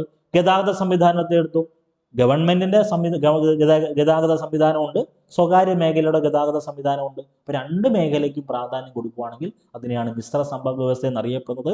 2 മേഖലയ്ക്കും പ്രാധാന്യം. ഇനി നമ്മുടെ പരീക്ഷയിൽ ചോദിച്ചിട്ടുള്ള പ്രധാനപ്പെട്ട ഒരു ചോദ്യം പറയാം. ക്യാപിറ്റലിസ്റ്റ് സമ്പദ് വ്യവസ്ഥ എന്നറിയപ്പെടുന്ന മുതലാളിത്ത സമ്പദ് വ്യവസ്ഥയുടെ ഉപജ്ഞാതാവായി മത്സര പരീക്ഷയിൽ വാല്യൂ ചെയ്യുന്നത് ആഡം സ്മിത്താണ്. വീണ്ടും ഞാൻ ആവർത്തിക്കുന്നു, മുതലാളിത്ത സമ്പദ് വ്യവസ്ഥയുടെയും മിശ്ര സമ്പദ് വ്യവസ്ഥയുടെയും ഉപജ്ഞാതാവെന്ന് മത്സര പരീക്ഷയിൽ വാല്യൂ ചെയ്യുന്നത് ആഡം സ്മിത്താണ്. സോഷ്യലിസ്റ്റ് സമ്പദ് വ്യവസ്ഥയുടെ ഉപജ്ഞാതാവ് കാൾ മാർക്സ് ആണ്. അതുകൂടി ഒന്ന് നോട്ട് ചെയ്തേക്കണം. ഇനി ഉറപ്പായും ചോദിക്കുന്ന മേഖല, 3 മേഖലകൾ രാജ്യത്തുണ്ട്. പ്രാഥമിക മേഖല, ദ്വിതീയ മേഖല, തൃതീയ മേഖല. ഇതിനകത്തുനിന്ന് ഒരു മാർക്ക് മസ്റ്റായിട്ടും വരും. കാരണം അത്രയേറെ ഇമ്പോർട്ടൻസ് നമ്മുടെ പരീക്ഷയ്ക്കുണ്ട്. അതായത് ഇപ്പോൾ നമുക്ക് വേണ്ട 3 മേഖലകൾ, primary sector, secondary sector, tertiary sector നമുക്കറിയാം. പ്രാഥമിക മേഖല എന്ന് പറഞ്ഞാൽ കാർഷിക മേഖലയാണ്. പ്രാഥമിക മേഖല എന്ന് പറഞ്ഞാൽ നിങ്ങൾ വേറെ ഒന്നും ആലോചിക്കണ്ട. ഞാനും ഈ ക്ലാസ് കാണുന്ന എൻ്റെ പ്രിയപ്പെട്ട ഉദ്യോഗാർത്ഥി മിത്രങ്ങളോട് രാവിലെ നമ്മൾ കൃഷിക്ക് വേണ്ടി ഇറങ്ങിത്തിരിക്കുക. ഈ കൃഷി എവിടുന്നാണ് കിട്ടുന്നത്? പ്രകൃതിയിൽ നിന്നാണല്ലോ. ഭൂമിയിൽ നിന്ന് നമ്മൾ വിത്ത് വിതച്ച് അതിൽ നിന്നാണ് കൃഷി എടുക്കുന്നത്. ഓക്കെ, അപ്പൊ കാർഷിക മേഖല എന്നറിയപ്പെടുന്ന കൃഷി എവിടെ ഉള്ളതാണ്? പ്രാഥമിക മേഖല ഉള്ളതാണ്. അപ്പൊ പ്രാഥമിക മേഖലയുടെ അടിസ്ഥാനം അല്ലെങ്കിൽ അടിത്തറ എന്ന് പറഞ്ഞാൽ കൃഷിയാണ്. അതുകൊണ്ടാണ് പ്രാഥമിക മേഖല എന്തുപേരിൽ അറിയപ്പെടുന്നത്? കാർഷിക മേഖല എന്നറിയപ്പെടുന്നത്. ഏറ്റവും പ്രധാനപ്പെട്ട ചോദ്യം. ഇപ്പൊ അവിടെ എക്സാമ്പിൾ പറഞ്ഞാൽ മത്സ്യബന്ധനം. ഞാനും നമ്മളെല്ലാവരും കൂടെ രാവിലെ മീൻ പിടിക്കാൻ പോകുന്നു. മീൻ എവിടുന്ന, മത്സ്യം എവിടുന്നാണ് കിട്ടുന്നത്? സമുദ്രത്തിൽ നിന്നാണ് കിട്ടുന്നത്. ഈ സമുദ്രം എവിടെ ഉള്ളതാണ്? ആരെങ്കിലും ഉണ്ടാക്കിയതാണ്? അല്ല, പ്രകൃതിയിലെയാണ്. ഓക്കെ ആണല്ലോ. അപ്പം പ്രകൃതിയിൽ നിന്ന് ഏതെങ്കിലും വസ്തുക്കൾ നേരിട്ട് ഉപയോഗിക്കുകയാണെങ്കിൽ നേരിട്ട് എടുക്കുകയാണെങ്കിൽ അതിനെയാണ് നമ്മൾ പ്രാഥമിക മേഖല എന്നറിയപ്പെടുന്നത്. പ്രാഥമിക മേഖലയുടെ മറ്റൊരു പേര് കാർഷിക മേഖല എന്നാണ്. പ്രാഥമിക മേഖലയുടെ അടിത്തറ എന്നറിയപ്പെടുന്നത് കൃഷിയാണ്. ഇന്ത്യയിൽ എല്ലാ കാലഘട്ടത്തിലും തൊഴിൽ ലഭ്യത ഏറ്റവും കൂടുതലുള്ള മേഖല ഏതെന്ന് ചോദിച്ചാൽ അത് കാർഷിക മേഖല എന്നറിയപ്പെടുന്ന പ്രാഥമിക മേഖലയാണ്. ആവശ്യമായ ഭക്ഷ്യവസ്തുക്കൾ ഉൽപ്പാദിപ്പിക്കുന്ന മേഖല ഏതെന്ന് ചോദിച്ചാൽ ഉത്തരം പ്രാഥമിക മേഖലയാണ്, മറക്കരുത്. രണ്ടാമത്തെ മേഖലയാണ് ദ്വിതീയ മേഖല. ഈ ദ്വിതീയ മേഖലയുടെ അടിസ്ഥാനം എന്ന് പറഞ്ഞാൽ വ്യവസായ മേഖലയാണ്. അതുകൊണ്ടാണ് ഇതിനെ വ്യവസായ മേഖല എന്നറിയപ്പെടുന്നത്. ദ്വിതീയ മേഖലയുടെ അടിത്തറ വ്യവസായമായതുകൊണ്ട് തന്നെ ദ്വിതീയ മേഖല എന്നറിയപ്പെടുന്ന സെക്കൻഡറി സെക്ടറിനെ വ്യവസായ മേഖല എന്നറിയപ്പെടുന്നു. ഏറ്റവും പ്രധാനപ്പെട്ട ചോദ്യം ജലവിതരണം. നമ്മളെ കുഴപ്പിച്ച് കളയും. ചില ആളുകളെങ്കിലും മനസ്സിൽ കരുതും വാട്ടർ ഡിസ്ട്രിബ്യൂഷൻ അല്ലെങ്കിൽ ജലവിതരണം എന്ന് പറഞ്ഞാൽ പ്രാഥമിക മേഖലയിലാണോ? അല്ല, ദ്വിതീയ മേഖലയിലാണ് ജലവിതരണം. അതൊന്ന് നോട്ട് ചെയ്തേക്കണേ. അടുത്ത മൂന്നാമതാണ് തൃതീയ മേഖല. ഇപ്പൊ നോക്കൂ, മൂന്നാമത്തെ മേഖല നമ്മൾ പറയുന്നത് ടെർഷറി സെക്ടർ എന്നറിയപ്പെടുന്ന തൃതീയ മേഖല. തൃതീയ മേഖലയുടെ അടിത്തറ എന്ന് പറഞ്ഞാൽ സേവനമാണ്. അതുകൊണ്ടാണ് ഇതിനെ സർവീസാണ്. അതുകൊണ്ട് തന്നെ ഇതിനെ സേവന മേഖല എന്നറിയപ്പെടുന്നു. വളരെ പ്രധാനപ്പെട്ടതാ. നിങ്ങൾക്കും എനിക്കും ഒക്കെ ഇവിടുന്നെല്ലാം സേവനം കിട്ടുന്നു. ആ സേവനങ്ങളെല്ലാം ഇവിടാണ് തൃതീയ മേഖല ഉള്ളതാ. ബാങ്കിങ്, ഇൻഷുറൻസ്, ഗതാഗതം, ടെലികമ്മ്യൂണിക്കേഷൻ, റിയൽ എസ്റ്റേറ്റ് തുടങ്ങിയിട്ടുള്ള എന്തൊക്കെ സേവനങ്ങളുണ്ടോ അതെല്ലാം തൃതീയ മേഖല എന്നറിയപ്പെടുന്ന സേവന മേഖലയിൽ വരുന്നതാണ്. അവിടെ ഒരു ചോദ്യം ചോദിക്കും, ഇന്ത്യൻ സമ്പദ് വ്യവസ്ഥയിൽ ഏറ്റവും കൂടുതൽ സംഭാവന നൽകുന്ന മേഖല എന്ന് വെച്ചാൽ ഇന്ത്യയിൽ ഏറ്റവും കൂടുതൽ നാഷണൽ ഇൻകം കോൺട്രിബ്യൂട്ട് ചെയ്യുന്ന മേഖല ഏതെന്ന് ചോദിച്ചാൽ അത് തൃതീയ മേഖല. അപ്പം നാഷണൽ ഇൻകം ഏതൊക്കെ മേഖലയിലാണ് കിട്ടുന്നത്? പ്രാഥമിക മേഖലയിൽ നിന്ന് നാഷണൽ ഇൻകം കിട്ടും, ദ്വിതീയ മേഖലയിൽ നിന്ന് നാഷണൽ ഇൻകം കിട്ടും, തൃതീയ മേഖലയിൽ നിന്ന് നാഷണൽ ഇൻകം കിട്ടും. ഇതിൽ ഏറ്റവും കൂടുതൽ കിട്ടുന്നത് തൃതീയ മേഖലയാണ്. അടുത്തത് കോമ്പറ്റേറ്റീവ് എക്സാമിനേഷൻ ചോദിച്ചൊരു ഫാക്റ്റാണ്. 1993 മുതൽ 2011 വരെ ഓരോ മേഖലയിലെയും തൊഴിൽ ലഭ്യത പരിശോധിച്ചാൽ ദ്വിതീയ മേഖലയിലും തൃതീയ മേഖലയിലും തൊഴിൽ ലഭ്യത കൂടി വരുന്നതായിട്ട് കാണാം. പക്ഷെ ഇപ്പോഴും ഏറ്റവും കൂടുതൽ തൊഴിൽ ലഭ്യത ഉള്ളത് എവിടെയാണ്? പ്രാഥമിക മേഖലയിലാണ്. ഏറ്റവും കൂടുതൽ തൊഴിൽ കൊടുക്കുന്നത്, തൊഴിൽ പ്രദാനം ചെയ്യുന്നത് പ്രാഥമിക മേഖല. പറഞ്ഞ് മനസ്സിലായോ? ഇനി ദേശീയ വരുമാനം ലഭിക്കുന്ന 3 മേഖലകളാണ്. ഒന്ന് കാർഷിക മേഖല, മറ്റൊന്ന് വ്യവസായ മേഖല, മറ്റൊന്ന് സേവന മേഖല. എന്ന് വെച്ചാൽ പ്രാഥമിക മേഖല, ദ്വിതീയ മേഖല, തൃതീയ മേഖല. ക്ലിയർ ആണെന്ന് വിശ്വസിക്കുന്നു. ഇനി ഓരോ മേഖലയും പരീക്ഷയ്ക്ക് ചോദിക്കും. അതിൽ പ്രാഥമിക മേഖല നിങ്ങളൊന്ന് ആലോചിച്ച് നോക്കി, നിങ്ങളൊരു ബേസ് ഒന്ന് ആലോചിച്ച് നോക്കിയാൽ മാത്രം മതി. പ്രാഥമിക മേഖല വരുന്നതാണ് കൃഷി, വനപരിപാലനം. ഈ വനപരിപാലനത്തെയാണ് നമ്മൾ സിൽവി കൾച്ചർ എന്ന പേരിൽ അറിയപ്പെടുന്നത് കേട്ടോ. വനപരിപാലനത്തെയാണ് സിൽവി കൾച്ചർ എന്ന പേരിൽ അറിയപ്പെടുന്നത്. കൃഷി, വനപരിപാലനം, മത്സ്യബന്ധനം, ഖനനം, പാറവെട്ട്, ഇംഗ്ലീഷിൽ പറയുമ്പോൾ ക്വാറിയിങ് എന്ന് പറയും. പാറ പൊട്ടിക്കുക അല്ലെങ്കിൽ പാറവെട്ട്, ഇതെല്ലാം പ്രാഥമിക മേഖലയിൽ വരുന്നതാണ്. പ്രാഥമിക മേഖലയുടെ അടിസ്ഥാനം കൃഷിയാണ്. രണ്ടാമത്തെയാണ് ദ്വിതീയ മേഖല. ദ്വിതീയ മേഖല വരുന്നതാണ് വ്യവസായം, വൈദ്യുതി ഉൽപാദനം, കെട്ടിട നിർമ്മാണം, ഗ്യാസ്, ജലവിതരണം. ടിക്ക് ചെയ്ത് പഠിക്കണം, വളരെ പ്രധാനപ്പെട്ടതാണ്. എല്ലാ നിർമ്മാണ പ്രവർത്തനങ്ങളും ഇവിടെ വരും, ദ്വിതീയ മേഖല വരും. മൂന്നാമത്തെ മേഖലയാ തൃതീയ മേഖല. ഞാൻ നേരത്തെ പറഞ്ഞു, നിങ്ങൾക്കും എനിക്ക് എന്തൊക്കെ സേവനങ്ങൾ കിട്ടുന്നോ അതെല്ലാം മൂന്നാമത്തെ മേഖല, തൃതീയ മേഖലയില. വ്യാപാരം, ഗതാഗതം, ബാങ്കിങ്, ഇൻഷുറൻസ്, ഹോട്ടൽ, വാർത്താവിനിമയം, റിയൽ എസ്റ്റേറ്റ്. ഈ ക്വസ്റ്റിനെ കാണുമ്പോൾ നമ്മൾ വിചാരിക്കും റിയൽ എസ്റ്റേറ്റ് വെറൈറ്റിക്ക് വേണ്ടി വെച്ചേക്കുവാണെന്ന്. ഒരിക്കലുമല്ല, റിയൽ എസ്റ്റേറ്റ് തൃതീയ മേഖല ഉള്ളതാണ്. സാമൂഹ്യ സേവന പ്രവർത്തനങ്ങൾ, സംഭരണം അല്ലെങ്കിൽ വെയർ ഹൗസിംഗ് എന്ന് പറയും, ബിസിനസ്, ഇതെല്ലാം വരുന്നത് തൃതീയ മേഖലയിലാണ്. ഈ 3 മേഖല ഉറപ്പായും നിങ്ങൾ പഠിച്ചിരിക്കണം. നമുക്ക് ഉറപ്പായിട്ടും അതിൽ നിന്ന് മാർക്ക് കിട്ടും. അപ്പോൾ ഇന്ന് ബാച്ചിൽ പഠിക്കേണ്ടത് സിലബസ് കണ്ടന്റ് പഠിക്കണം. ഇന്ന് രാവിലെ പബ്ലിഷ് ചെയ്തേക്കുന്ന എന്തൊക്കെ നോട്ട്സുകളുണ്ടോ, എന്തൊക്കെ മെറ്റീരിയൽസ് ഉണ്ടോ, എന്തൊക്കെ മൈക്രോ നോട്ട്സ് ഉണ്ടോ, കമ്പൽസറി ആയിട്ട് അതെല്ലാം റിവിഷൻ നടത്തണം, പഠിക്കണം. അതിനുശേഷം രാത്രി 9 മണിക്ക് ശേഷം പബ്ലിഷ് ചെയ്യുന്ന മോക്ക് എക്സാം കൃത്യമായിട്ട് അറ്റൻഡ് ചെയ്യണം. എല്ലാ ദിവസവും മോക്ക് എക്സാം ഉണ്ട്, എല്ലാ ദിവസവും ക്ലാസ് ഉണ്ട്. അപ്പൊ എല്ലാ ദിവസവും പഠിച്ച് റിവിഷൻ നടത്തി നമ്മൾ നേടാൻ പോവാം ആ മത്സര പരീക്ഷ. ഓക്കെ. ഇപ്പൊ പുതിയതായിട്ട് തുടങ്ങിയ പുതിയ ബാച്ചിൽ ജോയിൻ ചെയ്യാൻ ആർക്കെങ്കിലും താല്പര്യമുണ്ടെങ്കിൽ ഈ കൊടുത്തേക്കുന്ന നമ്പർ 9072728242 നമ്പറിൽ ജസ്റ്റ് ഒരു വാട്സാപ്പ് മെസ്സേജ് അയക്കുക. നിങ്ങൾ ഏത് കോമ്പറ്റേറ്റീവ് എക്സാമിനേഷൻ ആണോ ഫോക്കസ് കൊടുക്കുന്നത് ആ കോമ്പറ്റേറ്റീവ് എക്സാമിനേഷൻ, അതിനുശേഷം നിങ്ങളുടെ പേര്. ഓക്കെ. അടുത്തതിലേക്ക് നമ്മൾ പോവുകയാണ്. ഇന്ത്യയിൽ തൊഴിൽ ശക്തി അല്ലെങ്കിൽ ലേബർ ഫോഴ്സിനെ പറ്റി നമ്മൾ എടുക്കുമ്പോൾ SCERT-യിലും NCERT-യിലും പ്രതിപാദിച്ചിട്ടുള്ള 2 പ്രധാനപ്പെട്ട ഏരിയയാണ് സംഘടിത മേഖല ആൻഡ് അസംഘടിത മേഖല. ഇന്ത്യയിലെ തൊഴിൽ ശക്തിയെ രണ്ട് വിഭാഗങ്ങളായിട്ടാണ് ഡിവൈഡ് ചെയ്തിട്ടുള്ളത്. ഒന്ന് സംഘടിത മേഖല, മറ്റൊന്ന് അസംഘടിത മേഖല. നമ്മൾ പറയും organised sector and unorganised sector എന്ന് പറയും. അതിൽ സംഘടിത മേഖല എന്ന് പറഞ്ഞാൽ ഈ സംഘടിത മേഖലയാണ് നമ്മൾ ഔപചാരിക മേഖല എന്നറിയപ്പെടുന്നത്. നോക്കൂ, വേറെ ഒന്നുമില്ല, ഞാനും നിങ്ങളും ഒക്കെ സംഘടിച്ച് നിൽക്കുക. ഈ സംഘടിച്ച് നിൽക്കുന്നവർക്കേ എന്തുള്ളൂ, ബെനഫിറ്റ് ഉള്ളൂ. അങ്ങനെങ്കിലും ഓർത്തു വെക്കുക. അതിനെയാണ് ഔപചാരിക മേഖല എന്നറിയപ്പെടുന്നത്. ഇനി ഈ പറയുന്ന സംഘടിത മേഖലയിൽ തൊഴിൽ നിബന്ധനകൾ നിശ്ചയിച്ചിരിക്കുന്നു. ഇപ്പൊ നോക്കൂ, നിങ്ങൾ ഈ വീഡിയോ ക്ലാസ് കണ്ടു, നിങ്ങൾ കോമ്പറ്റേറ്റീവ് എക്സാമിനേഷൻ എഴുതി, അത് പാസ് ഔട്ടായി, നിങ്ങൾക്ക് ജോലി കിട്ടിയെന്നിരിക്കട്ടെ. നിങ്ങൾ ഉദ്ദേശിക്കുന്ന മത്സര പരീക്ഷ നേടി നിങ്ങൾക്ക് ജോലി കിട്ടി. നിങ്ങൾക്ക് ജോലി ടൈം അല്ലെങ്കിൽ 10 to 5, നിങ്ങൾ 9 മണിക്ക് വന്ന് ജോലി ചെയ്യണം എന്ന് ആരെങ്കിലും നിങ്ങളെ നിർബന്ധിക്കുമോ? അപ്പൊ തൊഴിലിന് കുറച്ച് നിബന്ധനകളുണ്ട്.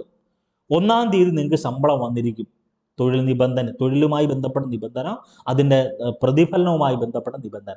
അപ്പൊ തൊഴിൽ നിബന്ധനകൾ നിശ്ചയിച്ചിരിക്കുന്നതാണ് എന്ത്, സംഘടിത മേഖല അല്ലെങ്കിൽ ഔപചാരിക മേഖല. ഗവൺമെന്റിന്റെ നിയന്ത്രണമുണ്ട്. ഗവൺമെന്റ് എന്തൊക്കെ നിയന്ത്രണം ഏർപ്പെടുത്തുന്നോ അതെല്ലാം സഹിക്കാൻ ഏത് മേഖല തയ്യാറാകണം, സംഘടിത മേഖല തയ്യാറാകണം. ഇനി ധാരാളം സാമൂഹ്യ സുരക്ഷാ ആനുകൂല്യങ്ങൾ ലഭിക്കുന്നു. നിങ്ങൾ സർക്കാർ സർവീസിൽ കയറുമ്പം, അല്ലെങ്കിൽ അധ്യാപക തസ്തികയിൽ കയറുമ്പം, അല്ലെങ്കിൽ ദേവസ്വം ബോർഡ് പരീക്ഷ എഴുതുമ്പം, അല്ലെങ്കിൽ ഏത് മത്സര പരീക്ഷയാണോ അതൊക്കെ എഴുതി നിങ്ങൾ ജോലി കയറുന്ന സമയത്ത് നിങ്ങൾക്ക് ധാരാളം ആനുകൂല്യങ്ങൾ ലഭിക്കത്തില്ലയോ? PF, ഗ്രാറ്റുവിറ്റി, മെഡിക്കൽ അലവൻസ് തുടങ്ങിയിട്ടുള്ള ധാരാളം സംവിധാനങ്ങൾ കിട്ടും. ഇതെല്ലാം ആർക്ക് കിട്ടും? സംഘടിത മേഖലയിലുള്ള അല്ലെങ്കിൽ ഔപചാരിക മേഖലയിൽ ജോലി എടുക്കുന്നവർക്ക് കിട്ടും. ഈ ഓപ്പോസിറ്റ് അസംഘടിത മേഖല, ഈ അസംഘടിത മേഖലയാണ് നമ്മൾ അനൗപചാരിക മോഡൽ എന്നറിയപ്പെടുന്നത്. ഇതിന് ഓപ്പോസിറ്റ് അങ്ങ് ഓർത്തു വെച്ചാൽ മതി. യാതൊരു നഷ്ടപരിഹാരവും കൊടുക്കത്തില്ല. തൊഴിലാളികളെ സമയത്ത് പിരിച്ചുവിടാം. നോക്കൂ, ഇപ്പം ആ ഓണറിന്, ആ സ്വകാര്യ മുതലാളിക്ക് തോന്നുക ഇന്നൊരാളെ പിരിച്ചുവിടണം, ഒരു കാരണമില്ല, ഒരാളെ അങ്ങ് പിരിച്ചുവിട്ടു, അല്ലെങ്കിൽ നാളെ മുതൽ ഇയാൾ വരണ്ട എന്ന് പറയുക, എങ്കിൽ അതാണ് അസംഘടിത മേഖല. ഓക്കെ, അപ്പം ഇനി നമുക്ക് വേണ്ടത് യാതൊരു നഷ്ടപരിഹാരവും നൽകാതെ തൊഴിലാളികളെ പിരിച്ചുവിടുന്നു. നമ്മളിപ്പം നോക്കൂ, നിങ്ങൾ സർക്കാർ സർവീസിൽ കയറി, നിങ്ങളെ പിരിച്ചുവിടാൻ പറ്റുമോ? പിരിച്ചുവിടാൻ പറ്റൂല. ഓക്കെ, അപ്പം അങ്ങനെ യാതൊരു നഷ്ടപരിഹാരവും നൽകാത്ത തൊഴിലാളികളെ പിരിച്ചുവിടുന്നുവെങ്കിൽ ആ മേഖലയാണ് അസംഘടിത മേഖല എന്നറിയപ്പെടുന്നത്. സർക്കാരിൽ നിന്ന് മാർഗനിർദ്ദേശങ്ങളോ സംരക്ഷണമോ അവർക്ക് ലഭിക്കുന്നില്ല. കാരണം അവരെ പിരിച്ചുവിടാനുള്ള അധികാരം ഗവൺമെന്റിനല്ല, മറിച്ച് ആ സ്വകാര്യ വ്യക്തിക്കാണ്. ഓക്കെ ആണോ? ഇപ്പൊ അസംഘടിത മേഖല എടുക്കുവാണെങ്കിൽ നമ്മൾ പറഞ്ഞേക്കുന്ന സ്വിഗ്ഗി, സൊമാറ്റോ, ഇതിനകത്തൊക്കെ നമുക്ക് ഭക്ഷണമൊക്കെ കൊണ്ടുതരുന്ന ആളുകളുണ്ടല്ലോ, അവര് അസംഘടിത മേഖലയിലുള്ളവരാണ്, സംഘടിത മേഖലയല്ല.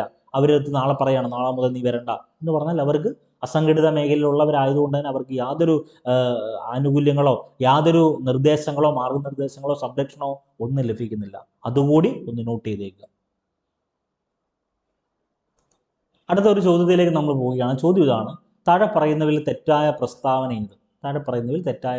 ഏതാണ്? ആ പ്രസ്താവനകളൊക്കെ ഒന്ന് വായിച്ചു നോക്കിയേ. പ്ലാനിംഗ് കമ്മീഷൻ 1950 മാർച്ച് 15 രൂപീകരിച്ചു. ശരിയോ തെറ്റോ? നിങ്ങൾ തന്നെ പറ. ശരിയാണ്. ഇന്ത്യ പിന്തുടരുന്ന ആസൂത്രണ മാതൃക സോവിയറ്റ് യൂണിയൻ്റെതാ. സോവിയറ്റ് യൂണിയൻ അല്ലെങ്കിൽ USSR, അതും അല്ലെങ്കിൽ റഷ്യ എന്ന് കാണും. അതായത് ഇന്ത്യ എന്നറിയപ്പെടുന്ന മഹാരാജ്യം ഈ പറഞ്ഞ 5 year പ്ലാനിംഗ് എന്നറിയപ്പെടുന്ന പ്ലാനിംഗ് മോഡൽ ഫോളോ ചെയ്യുന്നത് സോവിയറ്റ് യൂണിയൻ്റെതാ. അതും ശരിയാണ്. ഇന്ത്യൻ ആസൂത്രണ കമ്മീഷൻ ഒരു നിർദ്ദേശക സ്ഥാപനമാണ്. അപ്പം 3 തരം സ്ഥാപനങ്ങളാണ് പ്രധാനമായിട്ട് പഠിക്കേണ്ടത്. ഒന്ന് കോൺസ്റ്റിറ്റ്യൂഷണൽ ബോഡി അല്ലെങ്കിൽ ഭരണഘടനാ സ്ഥാപനം, 2 സ്റ്റാറ്റ്യൂട്ടറി ബോഡി, 3 നിർദ്ദേശക സ്ഥാപനം. അപ്പം ഗവൺമെന്റിന് ആവശ്യമായിട്ടുള്ള നിർദ്ദേശങ്ങൾ, അഡ്വൈസ് കൊടുക്കാൻ മാത്രമേ ആസൂത്രണ കമ്മീഷന് പറ്റൂ. ആസൂത്രണ കമ്മീഷൻ ഇപ്പോൾ ഉണ്ടോ? ഇല്ല. ഇപ്പം ആസൂത്രണ കമ്മീഷന് പകരം നീതി ആയോഗാണ്. അതൊക്കെ നമ്മൾ ഡീറ്റെയിൽ ആയിട്ട് എടുക്കും. അപ്പോൾ ഓപ്ഷൻ സിയും ശരിയാണ്. ഓപ്ഷൻ ഡിയിലേക്ക് വന്നാൽ 2020 ഇന്ത്യൻ ആസൂത്രണ കമ്മീഷൻ പ്രവർത്തനം അവസാനിപ്പിച്ചു. തെറ്റാണ്. 2014 എന്ത് ഇന്ത്യൻ ആസൂത്രണ കമ്മീഷൻ പ്രവർത്തനം അവസാനിപ്പിക്കുന്നത്. 2015 നീതി ആയോഗ് സംവിധാനം നിലവിൽ വന്നു. അപ്പൊ ഇതിൽ തെറ്റായ പ്രസ്താവന ഏതാ? ഓപ്ഷൻ ഡി ആണല്ലോ തെറ്റായ പ്രസ്താവന. അപ്പൊ നമുക്ക് വേണ്ടത് 5 year പ്ലാനിങ്ങുമായി ബന്ധപ്പെട്ട് കോമ്പറ്റേറ്റീവ് എക്സാമിനേഷന് ചോദിക്കുന്ന കാര്യങ്ങളൊക്കെ റിവിഷൻ ചെയ്യാൻ പോവാം. ഓൾറെഡി നിങ്ങൾ റിവിഷൻ നടത്തിയിട്ടുണ്ട്, വീണ്ടും റിവിഷൻ ചെയ്യാൻ പോവാണ്. പ്ലാനിംഗ് കമ്മീഷൻ 1950 മാർച്ച് 15 ഫോം ചെയ്യുന്നു. അപ്പൊ 1938 പ്രത്യേകത എന്തുവാ? ഞാൻ നേരത്തെ പഠിപ്പിച്ചതാ. ദേശീയ ആസൂത്രണ കമ്മിറ്റി നിലവിൽ വന്ന വർഷം 1938. 1950 മാർച്ച് 15 ദേശീയ ആസൂത്രണ കമ്മീഷൻ പ്ലാനിംഗ് കമ്മീഷൻ ഫോം ചെയ്യുന്നു. ആദ്യ അധ്യക്ഷൻ ജവഹർലാൽ നെഹ്റു, ആദ്യ ഉപാധ്യക്ഷൻ ഗുൽസാരിലാൽ നന്ദ. ഒന്ന് നോട്ട് ചെയ്തേക്കണം. ഇനി നമുക്ക് വേണ്ട പ്രധാനപ്പെട്ട കണ്ടന്റിലേക്ക് വരുന്നു. 2014 ഈ പറഞ്ഞ ഇന്ത്യൻ ആസൂത്രണ കമ്മീഷൻ പ്രവർത്തനം അവസാനിപ്പിച്ചല്ലോ. 2015 ജനുവരി 1 പ്രത്യേകതയുണ്ട്. 2015 ജനുവരി 1 എന്ത് നിലവിൽ വരുന്നു? നീതി ആയോഗ് എന്നറിയപ്പെടുന്ന national institution for transforming India നിലവിൽ വരും. ഇനി നമുക്ക് വേണ്ടത് 1950 മുതൽ, അതായത് 1951 മുതൽ 2012 2017 വരെ 12 പഞ്ചവത്സര പദ്ധതികൾ നടപ്പായിട്ടുണ്ട്. ഇത് കോമ്പറ്റേറ്റീവ് എക്സാമിനേഷന്റെ ക്വസ്റ്റ്യനാണ്. അപ്പൊ 1951 മുതൽ 2012 മുതൽ 2017, അതാണ് 12ാം പഞ്ചവത്സര പദ്ധതിയുടെ കാലഘട്ടം. ഈ 2014 വരെ എന്ന് പറഞ്ഞാൽ അതിൽ എത്രാം പഞ്ചവത്സര പദ്ധതി ഉൾപ്പെട്ടു?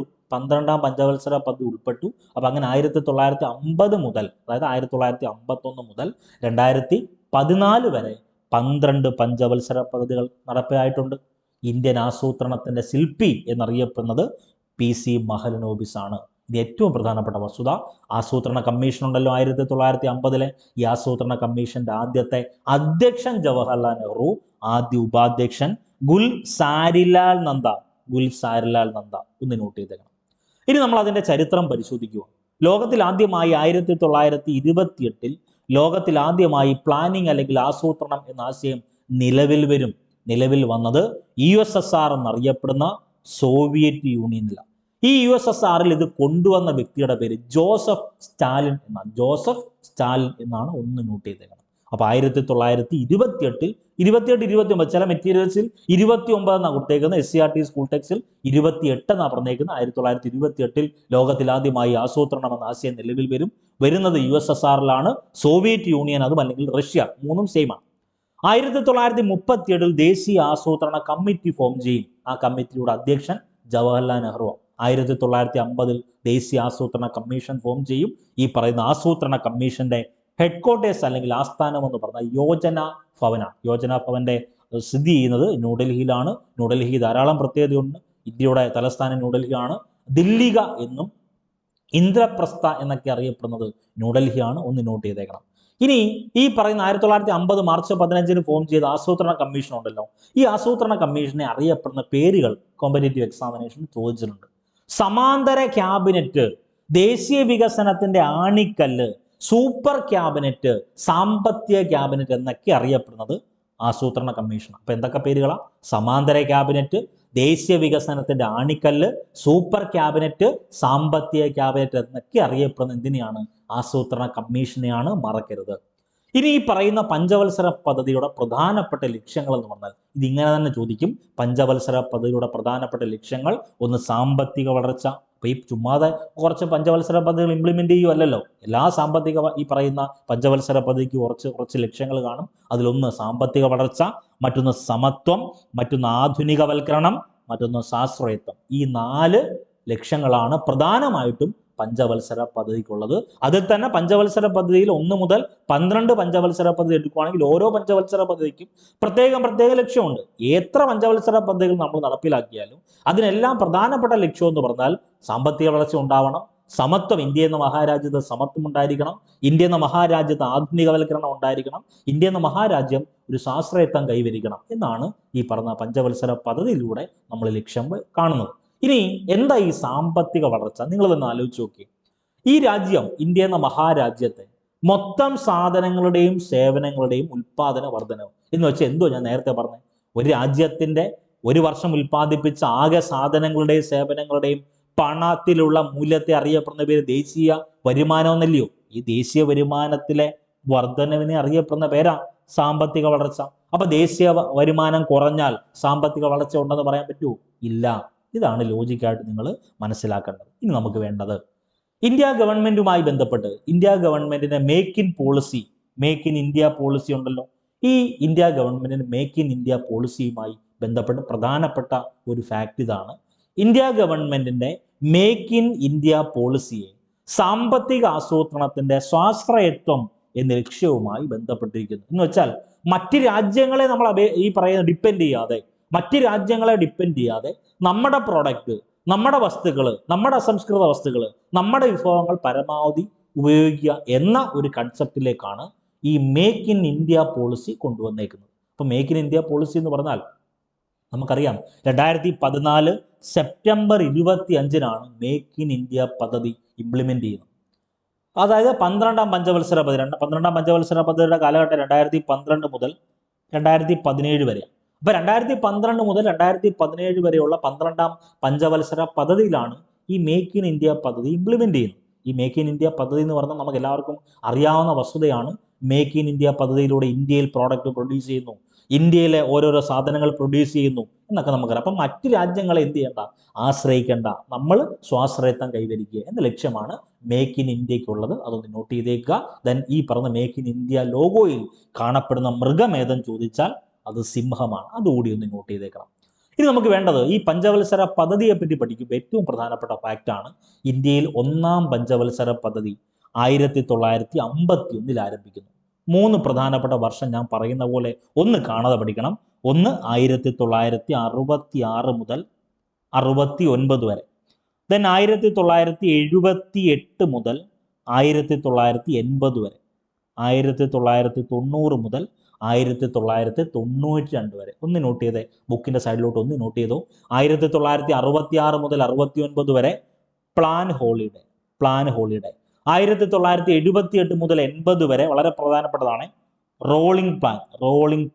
1990 മുതൽ 92 വരെ വാർഷിക പദ്ധതി. ഈ 3 ഡ്യൂറേഷൻ ഒന്ന് നോട്ട് ചെയ്തേക്കണം. 1966 മുതൽ 69 വരെ വളരെ പ്രധാനപ്പെട്ടതാണ് പ്ലാൻ ഹോളിഡേ. 1978 മുതൽ 80 വരെ റോളിംഗ് പ്ലാൻ. 1990 മുതൽ 92 വരെ ആനുവൽ പ്ലാൻ, വാർഷിക പദ്ധതി. അപ്പൊ ഈ പറയുന്ന ഈ 3 കാലഘട്ടത്തിൽ എന്തില്ല? പഞ്ചവത്സര പദ്ധതികൾ ഇല്ല. ഇത് കുറച്ച് വേണം നമ്മൾ പഞ്ചവത്സര പദ്ധതിയെ കൗണ്ട് ചെയ്യാൻ. അപ്പൊ നമുക്ക് വേണ്ടത് എന്തുവാ?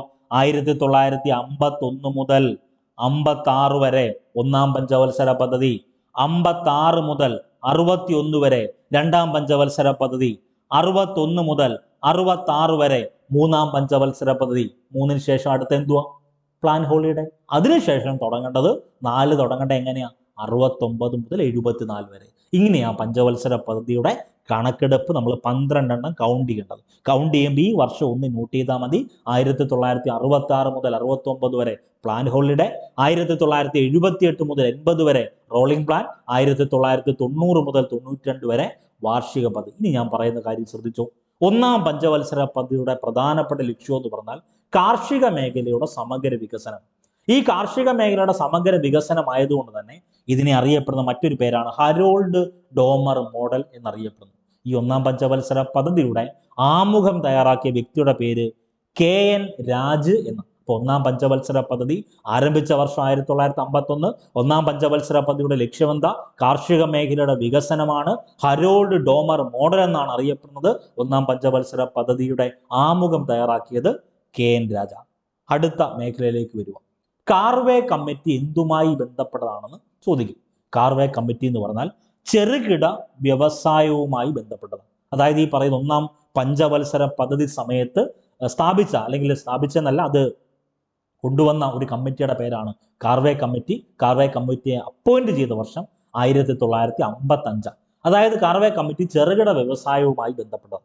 ഈ പറയുന്ന കമ്മിറ്റിയുടെ, കാർവേ കമ്മിറ്റിയുടെ പ്രധാനപ്പെട്ട ലക്ഷ്യം എന്ന് പറഞ്ഞാൽ കുറഞ്ഞ മൂലധനം കൊണ്ട് പരിസ്ഥിതി സൗഹാർദ്ദപരമായ അല്ലെങ്കിൽ ഇറക്കുമതിയെ വലിയ തോതിൽ ആശ്രയിക്കേണ്ടി വരാത്ത ഓരോ മേഖലകൾ അല്ലെങ്കിൽ ഓരോ ഉൽപാദനം നടക്കണം. അതിനെയാണ് ചെറുകിട വ്യവസായ മേഖലയുമായി ബന്ധപ്പെട്ട കാർവേ കമ്മിറ്റി എന്നറിയപ്പെടുന്നത്. അപ്പൊ കാർവേ കമ്മിറ്റിയുടെ പ്രധാനപ്പെട്ട നിർദ്ദേശം എന്ന് പറഞ്ഞാൽ, കമ്മിറ്റിയുടെ പ്രധാനപ്പെട്ട ലക്ഷ്യം എന്ന് പറഞ്ഞാൽ കുറഞ്ഞ മൂലധനം, അതാണ് ചെറുകിട വ്യവസായം. കുറഞ്ഞ മൂലധനം, പരിസ്ഥിതി സൗഹാർദ്ദമായിരിക്കണം. ആ പറഞ്ഞിരിക്കുന്ന കുറഞ്ഞ മൂലധനത്തിൽ ഉൽപ്പാദിപ്പിക്കുന്ന അല്ലെങ്കിൽ നിർമ്മിക്കുന്ന വ്യവസായ സ്ഥാപനങ്ങളൊക്കെ പരിസ്ഥിതി സൗഹാർദ്ദമായിരിക്കണം.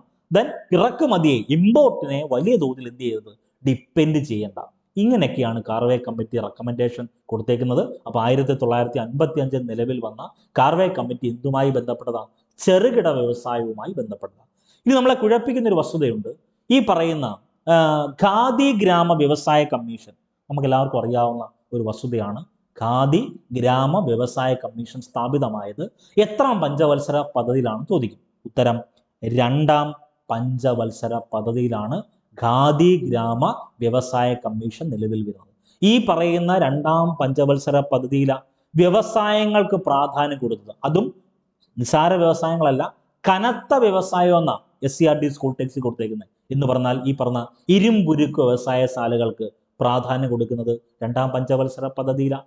വലിയ ഡാമുകളുടെ നിർമ്മാണത്തിന് പ്രാധാന്യം നൽകിയത് രണ്ടാം പഞ്ചവത്സര പദ്ധതിയാണ്. അതുകൊണ്ടാണ് രണ്ടാം പഞ്ചവത്സര പദ്ധതിയെ വ്യവസായ പദ്ധതി എന്നറിയപ്പെടുന്നത്.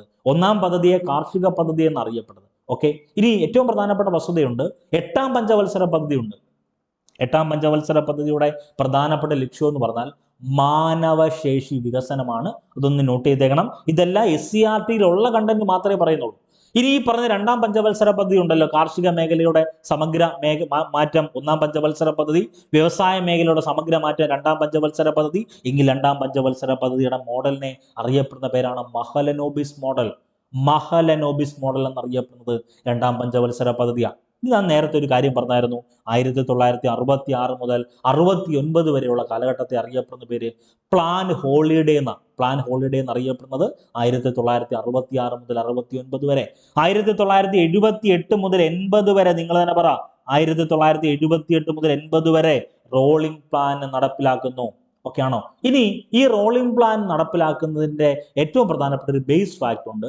അഞ്ചാം പഞ്ചവത്സര പദ്ധതി സമയത്താണ് ഈ പറഞ്ഞ റോളിംഗ് പ്ലാൻ നടപ്പിലാക്കുന്നത്. അതായത് അഞ്ചാം പഞ്ചവത്സര പദ്ധതി 1974 മുതൽ എന്നുവരെ വരേണ്ട, നിങ്ങൾ തന്നെ പറ, 1974 മുതൽ 79 വരെ വരേണ്ടത്.